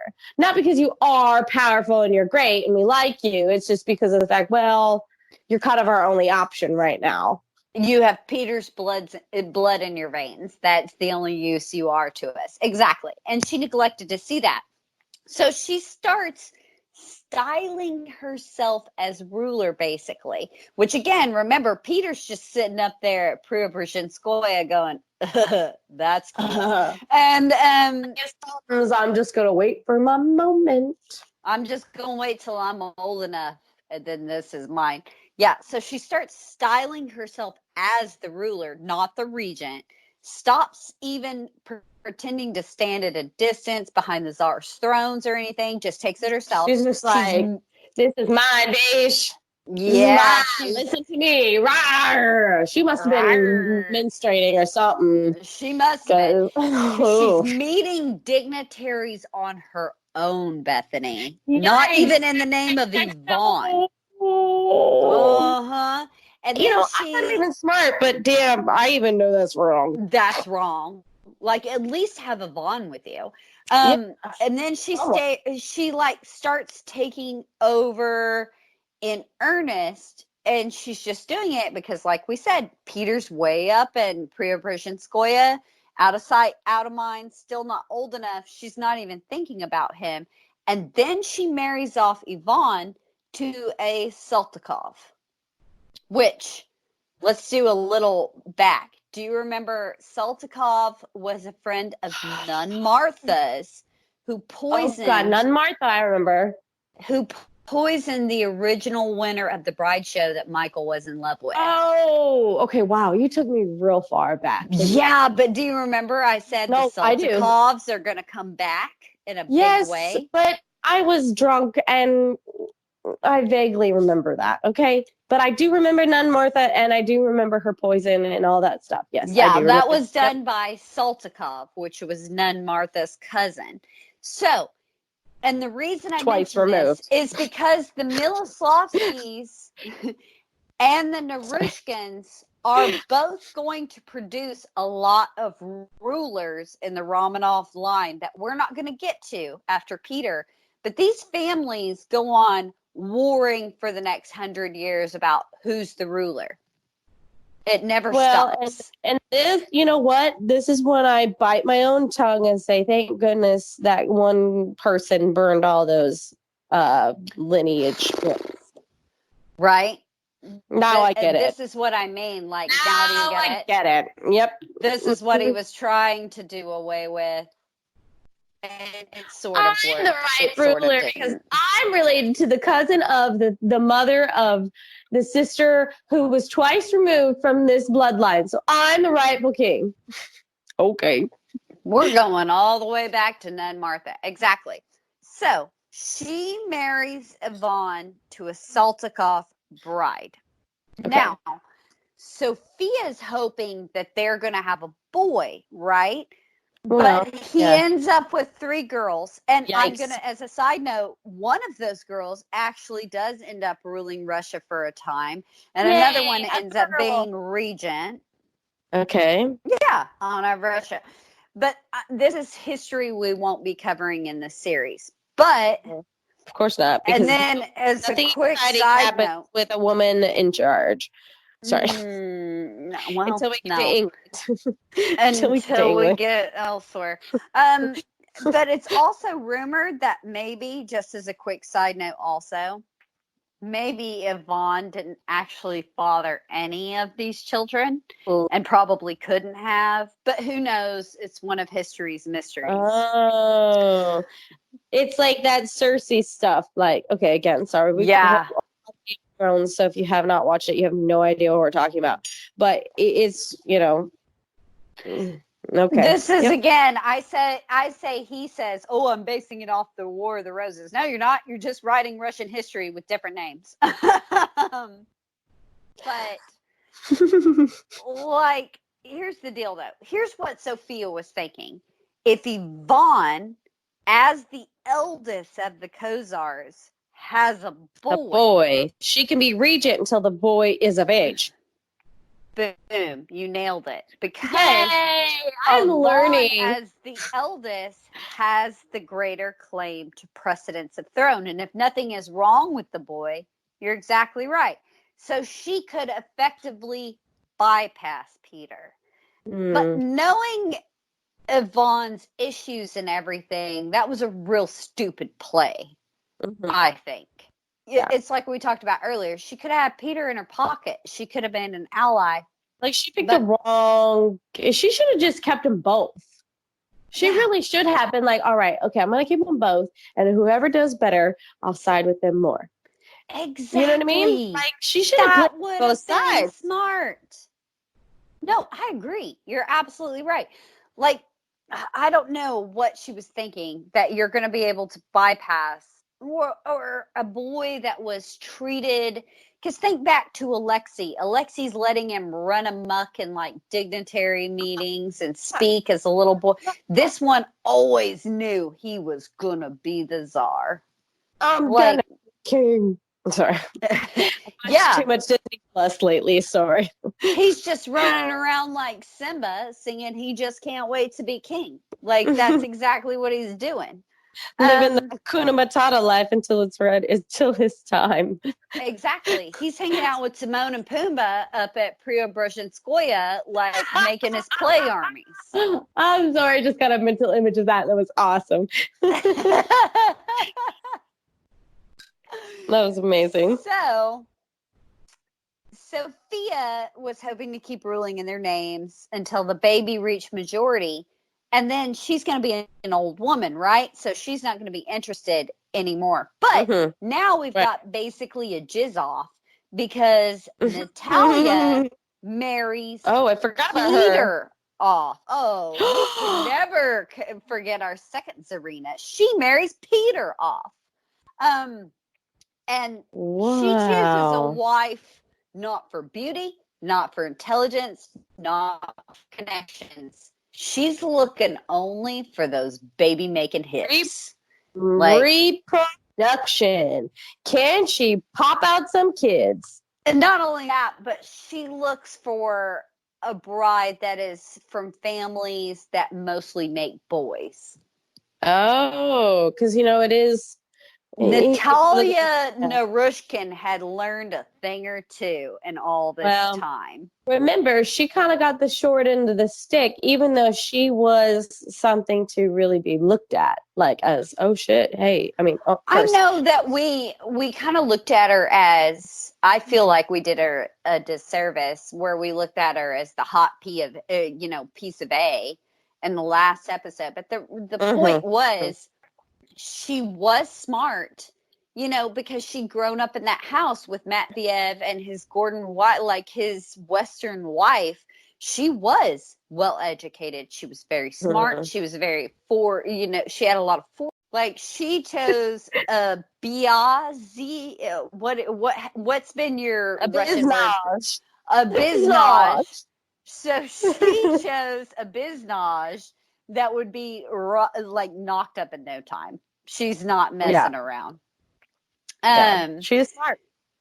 No, it really was smart. Like Natalia, we have underestimated Natalia of the Narushkin quite a bit in this story, and I don't want to negate how clever she has been. So, 1689, Peter finally comes of age to rule in his own right. Ooh, shit. This is where the trouble really starts. Sophia, as we know, as regent, is no longer needed. She's supposed to step down because Peter can manage for himself and also on behalf of Yvonne now. But she no wonder she don't want to. Oh, surprise. So, surprise, again, like you just said, Board B's gonna start some shiz. So her new royal ass kisser, Curse Theodore Shaklavidi, butt kisser. Shaklavidi pulls out a tried and true Miloslavsky party trick. He goes to the Streltsy regiment in Moscow. So he tells the Streltsy that Peter and Pushkins are planning on assassinating Sophia and Yvonne and relocating the Streltsy to garrisons in like remote shitholes, Kursk, and no more Moscow centralization for them. So they get really pissed and aren't, they get really pissed, but they aren't sold on an open revolt. So basically, maybe it's like they're like, okay, wait. It's like, oh, wait, hold on. You're saying this, but I've met Peter. I've gotten to know Peter, right? Because these were people that actually have. He's been around the military. He's toured. He's been in Moscow a lot. Like, he's been around. Yeah, you're right. Okay. So they have a little bit of a, I don't know about this. I don't know about this. Exactly. So Shaklavidi then says, fine, I'll pay you money to go ape shit and just curse and just get rid of Peter and the Narushkins once and for all. Plus, you can keep the plunder that you take from all of their estates, basically. Yeah, but again, it's not. I don't feel like it's going to be enough. They've had years and years of being around Peter now, shooting pool and whoring around and drinking and banging whores and guzzling vodka. Exactly. I'm like, it might not be enough. And you will be exactly right. The Streltsy that stayed loyal to Peter leave Moscow ASAP and tell Peter, like, look, bro, they're coming up here to murder you. Like, murder you up. Dang. Okay, so props to Peter for hanging back and being a total bro, because now he's got some insiders going, hey. Exactly. So a lot of them are going to be like, oh, I'll just take the money and run. But a lot of them are like, no, I see the future in Peter. So before he flees, Peter, even more cleverly, writes a letter to his co-czar brother Ivan and says, look, our sister has lost her GD mind. She plans to murder us and our women. We're both old enough. We're men. We're going to rule by ourselves now. Like, come here, come to my side, Ivan, because she's trying to get you hacked off. And that way, Peter doesn't look like he's standing against Ivan. He's just standing against Sophia. So Sophia gets word that Peter, his mother, Prego wife, entire court, all his quote-unquote toy regiments, which are not toy regiments anymore because they're all grown, exactly, that they are now, like, gone. And all the loyal Streltsy that couldn't be bought off and aren't where they're supposed to be, like, the murder party that she was planning is off because they've taken off. They're not in Preobrazhensky. When they come the next day, there's no one there. And they're like, what the F, So Peter sets up court in a monastery, which was nice and safe because he's playing that sanctuary card. It's like that episode of American Dad with Roger, sanctuary. Yeah, sanctuary. Exactly. That's what Peter does, which is also what Sophia had done. So even more insulting. Peter's like, checkmate, bitch. Okay, I know, a curse. And rumors are flying everywhere. Like, everybody's talking about this. And so the mood starts to turn against Sophia. Because the nobles and boyars are like, we've seen this guy. And look, a royal princess was fine when these were just playing, King Kid. But have you seen Peter? Have you seen this guy? Like, this mofo is a straight up czar, for sure. For sure. We are behind him for sure. So the nobility and military start flocking to Peter, and Sophia is on the back foot now. Now she's like backpedaling. Now she's probably like, oh, no, just kidding. That wasn't me. That was somebody else. Exactly. She's like, oh, no, that was somebody else. That was from somebody else. I wasn't going to try to kill you. So she sends emissaries and even the patriarch to negotiate. And Peter's like, no, I'm not negotiating for anything. I'm the czar's sister mine, so piss off. Yeah. Like, pretty much. everyone really starts to jump ship after that point. Yeah. Sophia even tries to go and negotiate in person, but Peter and his military bros turn her back, and he basically says, I'm not mean with you. Have you lost your mind? I'm the Tsar. So she returns to the Kremlin and tries to rally the Streltsy once more, but they've heard what Peter's like, and they're all, thanks, but no thanks. Wish you the best of luck, dear, but we're going to go over here now. I don't think I'm going to try it on with that scary dude anytime soon. Like, pretty much. No thanks. No thanks, madam. And remember all those mercenary buddies that Peter had led, or that Peter had made friends with? Now they're led by a guy that's nicknamed the Cock of the East, and his name is Gordon. No, like Cock of the freaking Walk. He is the king of Russian military. And he's actually Gordon, a Scotsman knocking around Russia. So the Scotsman is like, oh, well, I know Peter since he was a kid. He's always been really good to me, unlike the rest of you people who hate us foreigners being in your army. So it's all over when Gordon and all his bad boys roll into town and cozy up. Because the Scots don't mess around. They don't. God, they don't. They really don't. I mean, and they really don't in this time of history. I mean, right now, they can either go be Jacobites or they can stay here and be like, dun dun dun dun, I'm the right hand man of the Tsar himself. And that is what they take. So he's been a lifelong buddy of Peter. So he's like, of course I'm not going to listen to you, B. Like, I'm going to hang out with my bud, Peter.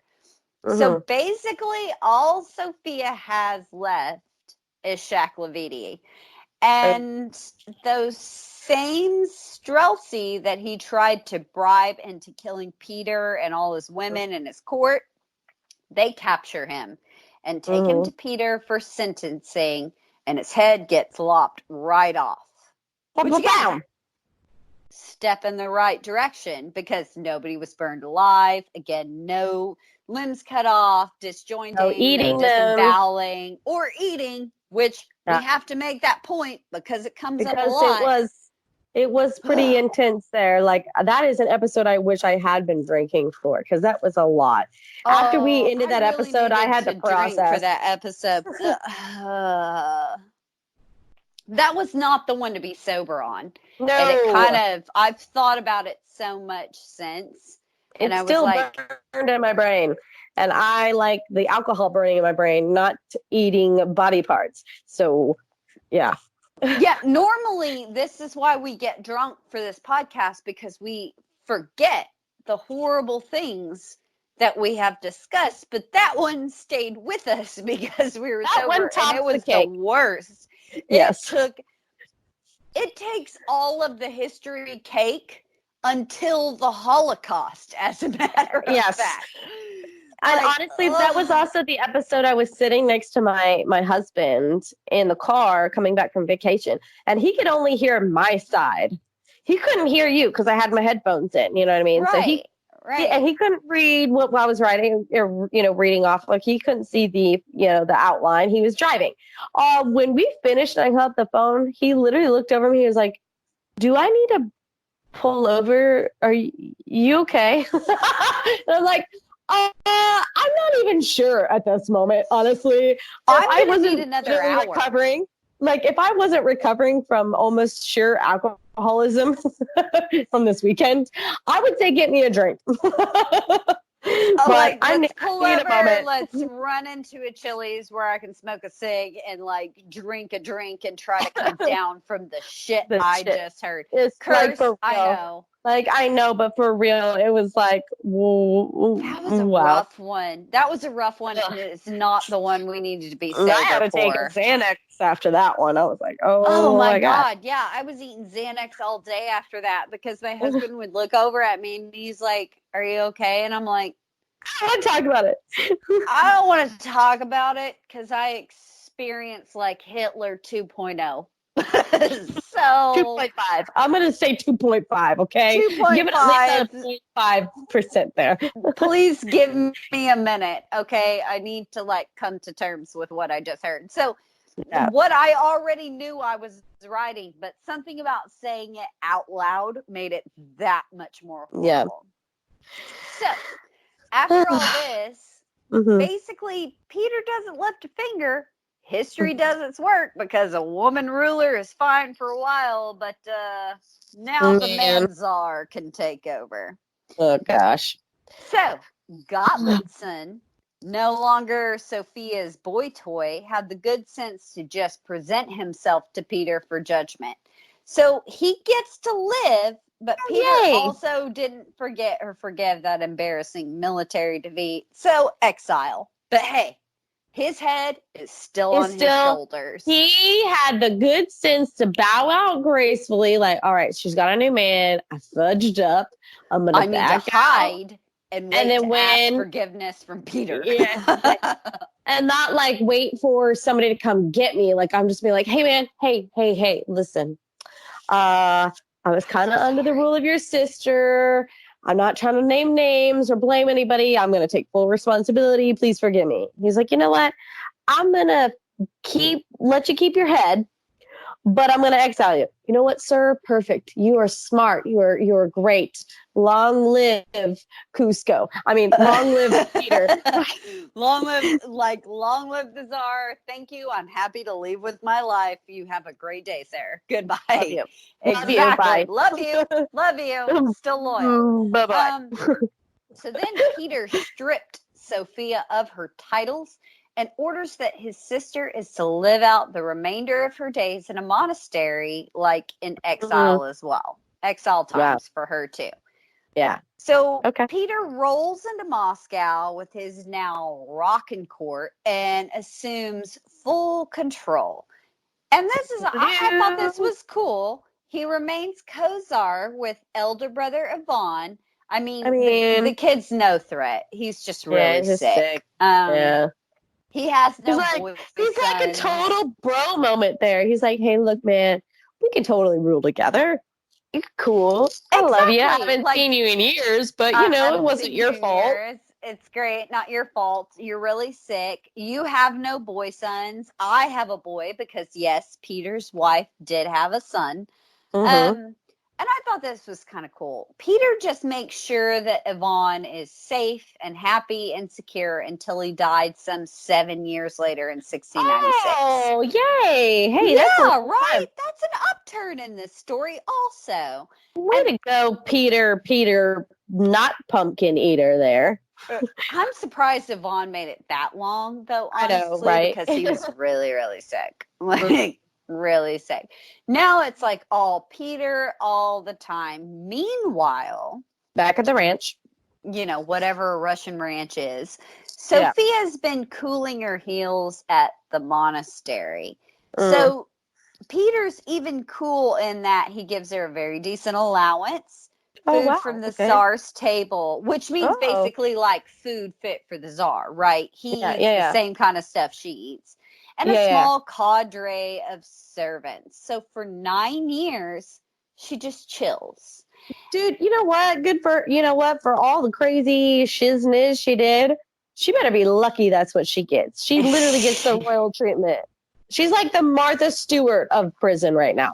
You would think so. You would think she would take it well, but it wouldn't be Russian history if she didn't, because all this time she's been thinking about her dead lover and her exiled lover, and she's plotting and she's scheming and she begins some intrigue. She starts gathering secret supporters. 1698, Peter is in Holland learning to build like some sweet ships, right? But back home in Moscow, his advisors hadn't necessarily kept on top of the Streltsy and revolts. Yep. I did it. You got to make sure those people stay happy and paid. Like, seriously, like you gotta stay on them, because those are the type of people that are like, look, if I don't get my money and I don't get the respect, I'm gonna hunt you down and we're gonna have problems. Yeah, and that also is really dumb by them because Peter's going to cure that entire problem forever. Oh shoot. Uh-oh. Okay, here Yeah, we go. now I'm ready. he's about to get full Russian Tsar in the middle of this shit. So these Streltsy march on Moscow and they try and restore Sophia to the throne. Yikes. Not a good idea. Which bad plan, Yeah. Sophia, because spaghetti-o. Whether he's there or not, Peter's lifelong military and like these guys, they're super at fighting rebellion ending action. They meet these poor Streltsy bastards Squish and them. crush them. Squish. You're exactly right. Their Squish. big toe. And I know. Their pinky curse. toe. With their pinky toe. They're like, Ooh, with their and done. pinky toe.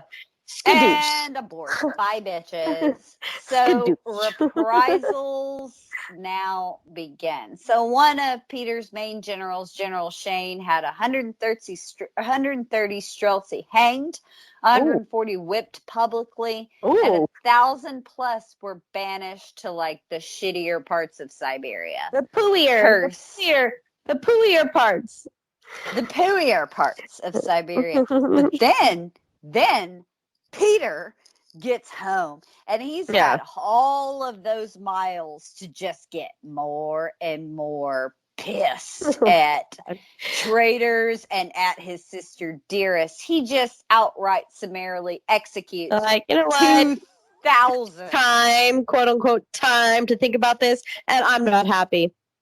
Nope, right? not he's happy. He's just riding and he's getting pissed, and he's riding and he's getting pissed. Outright executes 2,000 more Streltsy. Whoa. Yeah. Quite a body count. Now, Yikes. 600 more are whipped and branded. Ooh. With his brand. Yeah. Streltsy corpses were hung from the Kremlin walls. Oh, I thought you were going to see from the chimney with care.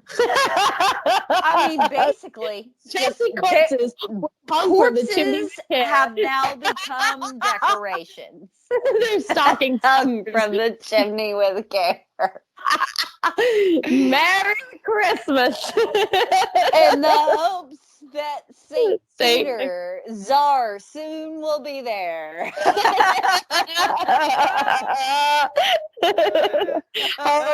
oh, you're dead.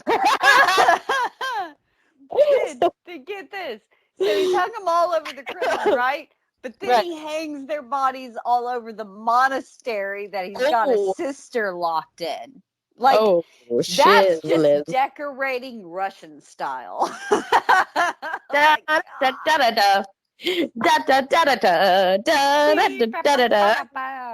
Yeah, pretty much. So Peter plunders all Streltsy property. And even the 16 regiments of Streltsy that didn't have anything to do with the uprising were disbanded permanently. Wow. I mean, talk about pulling the rug and just being like, look, I don't care. You're still associated with it. Even though you stayed at home knitting sweaters for your kids, I don't care. I don't give a shit. Name. I don't give a shit. I let you go once and I let you continue. Not doing it again. Not doing it again. And no more. Right. Like, I'm coming for you. Exactly. That's the kind of person Peter is. You get one chance. After that, like, destruction. So then Peter forced Sophia to take the veil under the nun named Susanna, hunted out, tortured, and exiled every boyar who was even rumored to have supported her, cut her allowance, changed her servants, put her on 24-hour security, and as a parting gift, ordered her 3 Streltsy leaders hung at her monastery window for 5 months. Oh, snap. That'll teach you, Beesh. That'll teach you, princess. because she can't leave that room. Like, she's No. under 24-hour guard. So, And she's just got to like her watch five- decaying. She's got to watch decaying bodies being hung out her window for 5 months. Right? I mean, she's got to you know Sansa what? that stuff. She's don't got to feel sit bad. there and watch the crows I don't feel peck bad. at the I don't eyes. feel bad. I don't either. Because again, she's the one that had all these people that raised Peter when he was just a baby murdered and disemboweled right in front of him. So it's like, you know what? You reap what you sow, Beige. Oh, Reap what you you sow. reap what you sow, Beige. Like, you're pulling his uncles away from a crying child and having them chopped up in front of him. Welcome to when he's old enough. I'm clapping. I'm sorry. I am too. Get it, Peter. Get it. This is some Game of Thrones freaking payback right here. And I enjoyed writing it because I'm like, I want to side with the girl, but you Cersei that shit, bitch. And now you're getting what's coming to you. You killed 100 innocent people in front of a little boy, and he is paying you back in kind. Again, like you said earlier, he did not forgive, nor did he forget. Sister Sue. He said, Sister But Sue. you know what? Susanna. Sister Susanna. Sister Sue. That's plan. It was good. That's It was hilarious. good. I'm clapping again. I'm silent. I'm golf clapping for it. But not only that, he like let it go, right? The first time he was like, okay, All right, cool. still my sister. I'll give you an allowance. You have servants. You get the food that I eat. You might be here, but you still get all the royal treatment. Exactly. Don't F this up. And what did she do? She effed it up.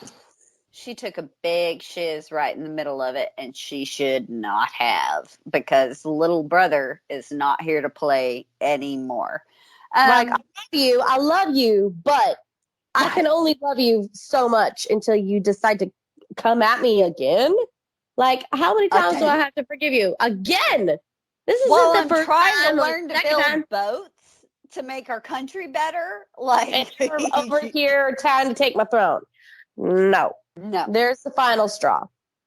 Enjoy yourself. Enjoy yourself. Welcome to the China Club. Exactly. And so once again, after that, because we just had a beheading and everything was nice, I feel like now it's Russian history again. We've got rotting corpses outside of perma prison. There we go. Now. I feel at home now. Like, I feel comforted by the fact that we've hung the bodies by the chimney with care. And I was, you know what? I was kind of feeling a little like, where are we again? You know what I mean? Are we in Russia? Have we jumped to anywhere else in Western Europe? Oh, no. We're back to Russia again. Just kidding. Oh, goody. Because there was a lot of, you're right. There was like a lot of like just straight up beheading, like clean cutting, what am I trying to say? Just like clean executions, no torture, just, okay, you've committed treason, you're beheaded, we're done. Exactly. Are we in America? I'm over this. What is this? God bless Russia. No. God bless Russia. We're back to hanging bodies as fucking wall decorations. Yes. Ho, This is why we do this podcast. I was uncomfortable with the clean deaths. But Sophia is done. Well, for 7 years of rule, she gets 15 years of monastic seclusion. So she died in 1704 at 46 years of age. AKA 80. Okay. Mm-hmm. Might as well be. But Peter is now firmly in control just when massive changes are starting to sweep the world and Russia. And now Russia's going to change forever, because the history of the Russian state, forever. The Russian state is over. Yeah. But the history of the Russian Empire, is just beginning. Yes. Oh gosh. Like I hate to say it, but this is what I've been waiting for the entire time is Peter the Great, because now we're gonna build an empire. Russia is Russia's about to enter the scene and take advantage of all these people and all this land. Taking names. Ass. It's gonna be Ba ba awesome. bam. Yeah. This is what you've been leading up to all these episodes. Yeah, this is what I've been secretly jizzing my pants over and leaving snail trails. This is what I've been trying to get to. I don't know why I started so far back. No, I'm glad you did, because I would not be this excited about Peter, the pumpkin eater, taking names right now if I had not understood what got us to this point.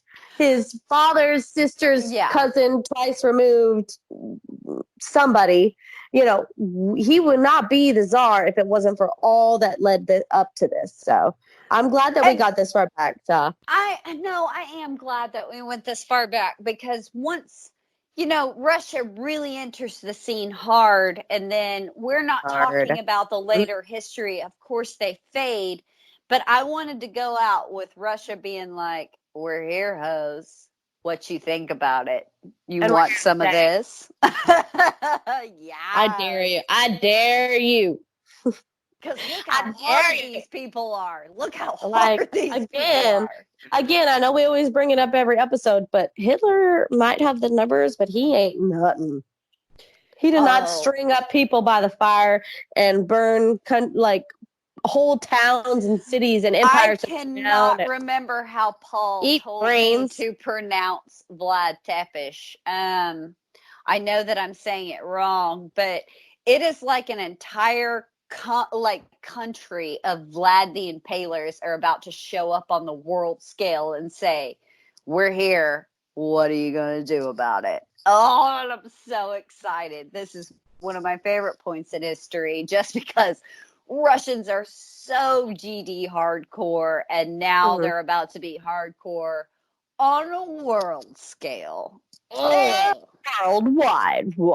We're not worried about the Swedish. We're not worried just about the Polish. We're about to enter into global domination. Exactly. Russia is so hard. What are you going to do about it? Yeah. No, I was not following you there. That's how excited I am, Bethany. Where'd she go with that? I don't even know where that's from. Is that from something? She just make that up. No, that's how excited I am, because really and truly, this is all I wanted to do, is cover Peter the Great. But I felt that what was originally going to be 4 episodes, I felt like that we're not going to understand the context, because we always think of Russia as a world power, right? Yeah. We just always assume, because they have been. But they weren't always. And so I wanted to build up to Russia is here to play and to stay. And so I think you're right. I think we needed to do this, and we needed to hash it all out. It's been good. If nothing else, we've had some insane body counts. Yeah. Theoretical ones, and theoretical in the sense that we can't even count them.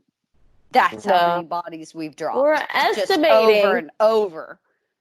It's probably like 2,864 and a half, because, somebody lost their legs, but they still survived. I mean, God, if we even just do the time of troubles, we lost half of the population of Russia. But 5 of those it's cold, episodes. But it's cold, so they're inside, and they're just going to reproduce more and more, whether they're fully developed or not. Jesus, God in heaven, that's the truth, though. And they'll put them on the line with a pitchfork and say, "Defend Russia. Have fun." Hey, but strap you up to this horse. You got a head, you got a hand, put a sword in it, and let's go. And if nothing else, as we approach the end of our series with Peter, we've learned over and over again one of history's most important lessons, that not anybody from Alexander to Napoleon to Hitler himself managed to learn. Do not invade Russia when you're getting close to winter, Poland. No.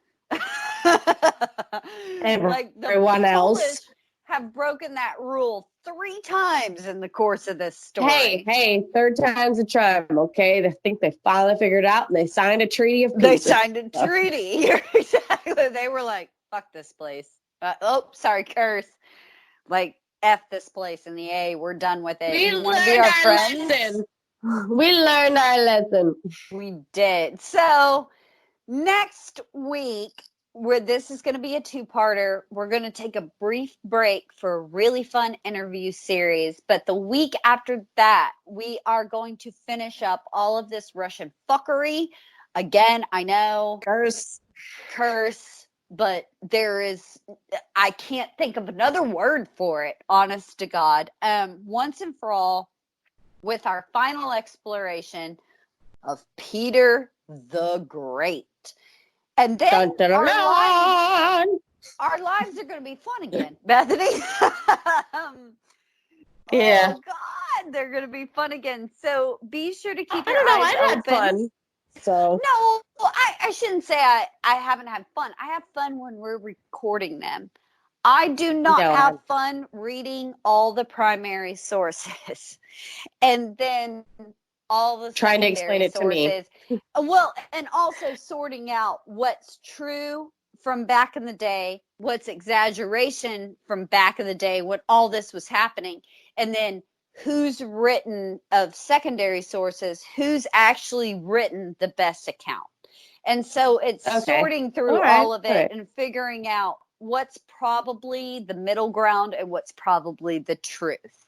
And that's what we've been trying to do here. And that's what's been so hard about this series is who back then was telling the truth, who back then was like lying, and then who today misunderstood the wrong thing, the right thing, and trying to put it all together. Because we don't. But then again, honestly though, Jessica, it's like, yes, they might have been exaggerating, but they really probably weren't far from the truth. Well, and again, that's what makes it difficult about Russian history.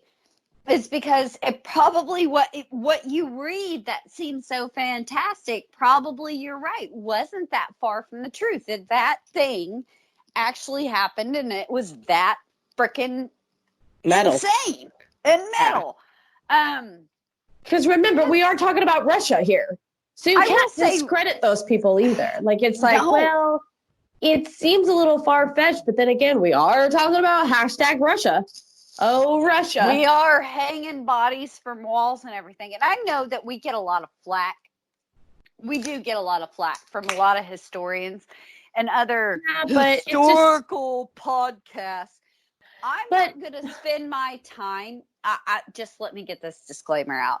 I'm not going to spend my time telling you where I sourced everything that I'm talking about from. Just know I'm an historian. And I actually took Bethany's advice when we first started this podcast because I used to cite a lot of sources. From the book. Quote. From the book or from the archives. And I get it. You read the book. 15 minutes later, Bethany's like, I don't care what's in the Bonn archives, like quit reading me this dry stuff. Like, you read it. Now tell me what your takeaway is from it so I can understand it in a simple mind. Well, not even a simple mind, just somebody who's not an historian. So I know a lot of you all over myself over this stuff, okay?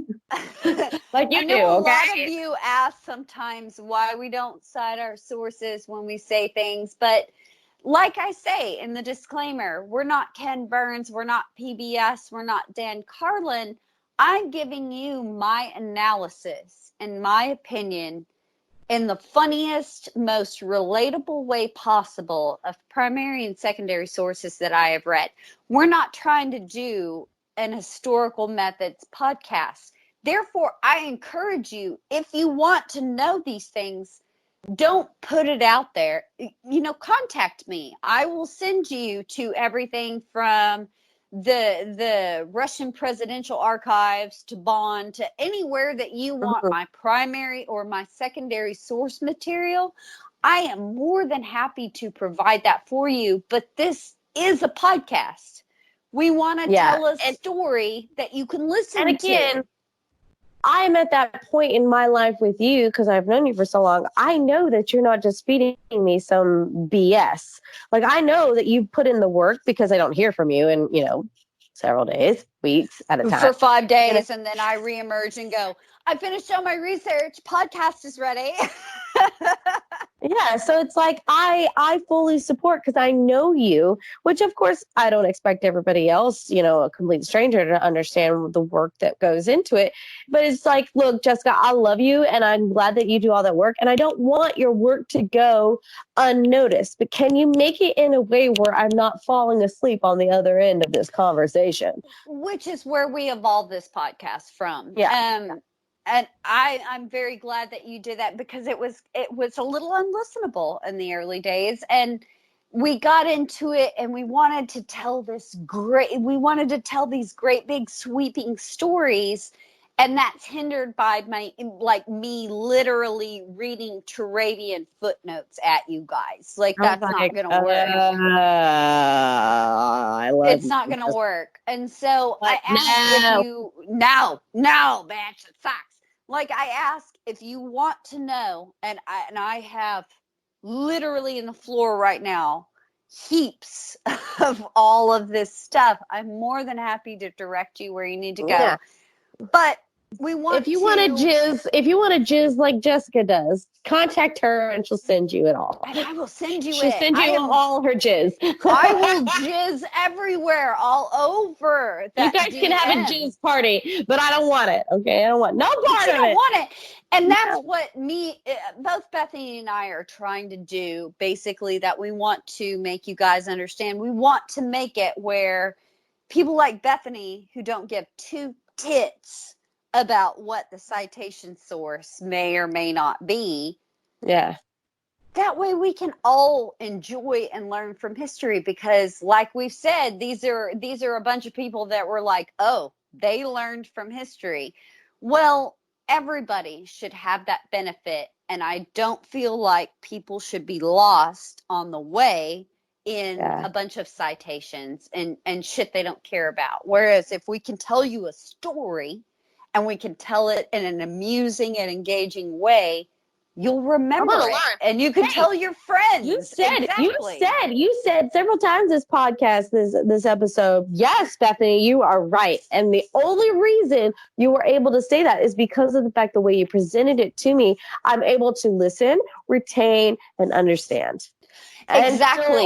And still argue, which, you know me, I don't ever argue with you because JWR, Jessica was always right. But it's just you don't argue with me anymore about maybe theoretical physics, but you do argue with me about history because you know how historical thought, you know how historical events, and even now you have a grasp of historical methodology enough to, if we're talking about something that we're going to cover maybe in the future, you argue with me about things off the bat. And so I know that it is working because you're almost to a history mind now. Like, you're starting to think historically in that now, and you're exactly right in this episode, now you can look at things and go, what? I know what's going to happen. I know how this is going to be taken. I know what the reaction will be. Yeah, exactly. And what's frustrating is, like, if I can figure it out, why can't they? Why can't they? Why can't the current government? Yes. So that's where we're at. And I just wanted to put that end of episode disclaimer for everybody. And I want to remind everybody again, once more, if you would like my primary and my secondary sources, I am happy to have a nerd fight with you in my DMs. Yeah, I am happy to put you in your place privately. Trust me, it would make my day.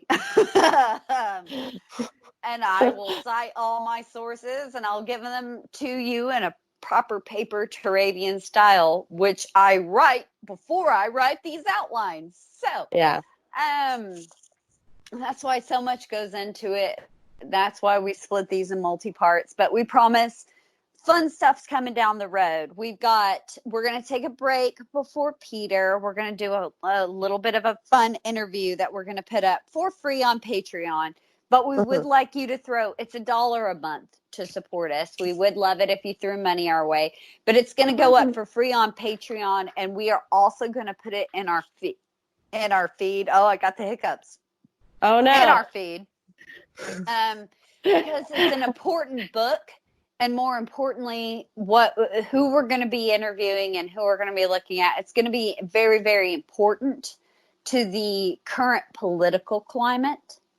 So we're excited about that. Down the pipe, we have human stampedes coming your way.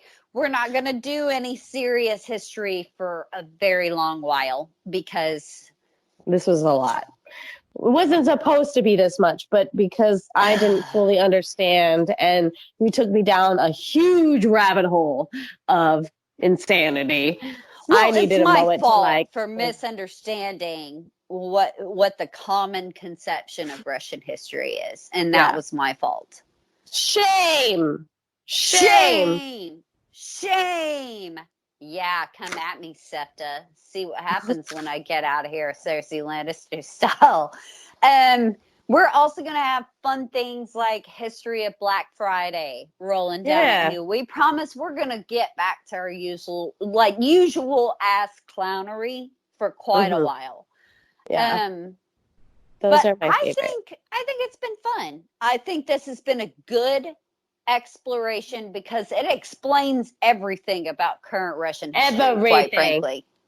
It really does. Like now we're getting to the point where I feel like we're getting to start to see the modern side of Russian. You're exactly right. We're seeing stuff like that. Emergence of the Russian state and empire, truly. You're exactly right. And we're getting back to, if you want to know why we're doing this series, again, we encourage you to go back to the very first one we did, which is mostly us explaining the implications of this entire series and why it is important. And we did fight a lot about it, but that's only because I didn't fully grasp and understand what the heck is happening right now. That's the big thing. And I know my mom, she hated those episodes because she was like, you guys just aren't in the groove. Well, no, it's not that we're not in the groove. I just felt like it was so confusing, and I was so upset because it's like, how can you guys not get it? How can you not understand? But now I do. Like now I do. Now, I get it. So much so that in the last episode, I went the opposite way. Other way. And I didn't stand up for my girl. And I was against it. Like that was the now I'm like, to okay. me, that was the best part of how full force we've come around and why has Russian history matters. You were on the other side, and it's just because of the way. Well, it's just because of the fact that, like, at the time, I didn't fully understand. I'm like, why are we doing this? Why can't we figure this out? And now I'm like, oh, wait. Let's not do this. Now you're like, no, I get it. And it's like and it's so funny to me as we've progressed along in this series, whereas at the very beginning, we didn't really even get to talking about the history. We talked about why this was going to be important. That's pretty much the entire episode in that very first Rise of the Romanovs series. Is we talked about how this impacts your complete understanding of modern history. This impacts everything from a Russian-Ukrainian border disputes and ownership disputes that go on now. We went through all of that, and I feel like Bethany took it like, oh, it's a grain of salt. It's just Jessica preaching at me. But now she's on the other side, which and I'm having to defend end democracy. We've got Which is like, you're not a Republican. You're not a I'm Democrat. not a Democrat. You are an independent. I'm independent, libertarian, whatever you want to call me. I like to see someone going, okay, this works, this doesn't. Let's see what we can do about it. And it's just like, that's my general thing, and I know that it's very rare. What I think wasn't Abraham Lincoln was a libertarian or No, third he was party? a Republican.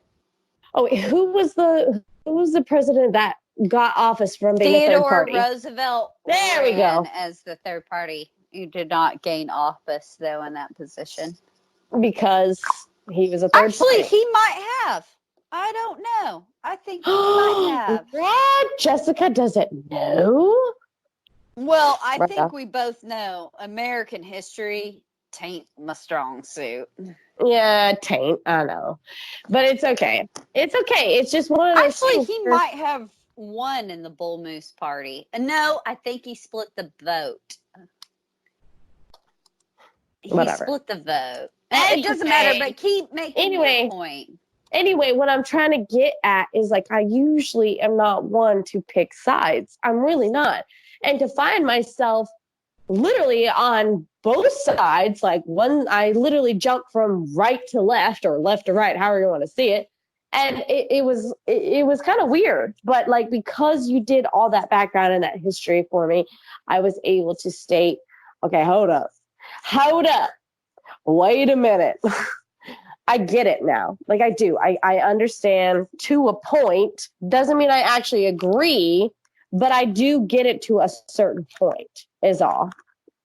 That's really all I'm getting to. I know it took me 1.5 years to get to that, but it's just one of those things where I'm understanding, and especially since we're in a different country, different time, different everything, where it's like, hold on, let's remember where we're at and how do we move forward from there? Hey, everyone. It looks like we lost Jessica Manor. So I feel like I should just go ahead and end out this recording so that it doesn't sound crazy. Just in case we can still salvage this end. But we will be back next week to finish the Russian craziness once and for all with Peter the Great, and our lives will be fun again. Remember, please keep your eyes open for our bonus content on Patreon. Big thank you, as always, to Massive Late Fee at Massive Late Fee on Twitter.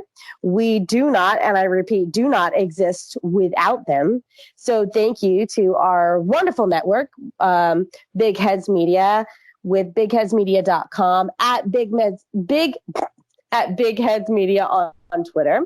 You can find our episodes wherever you do podcasts. You can also go to bodycounthistorypod.com, which will have every single episode available to you, even the shit show ones. You can follow the show on Twitter and Instagram at bodycountpod.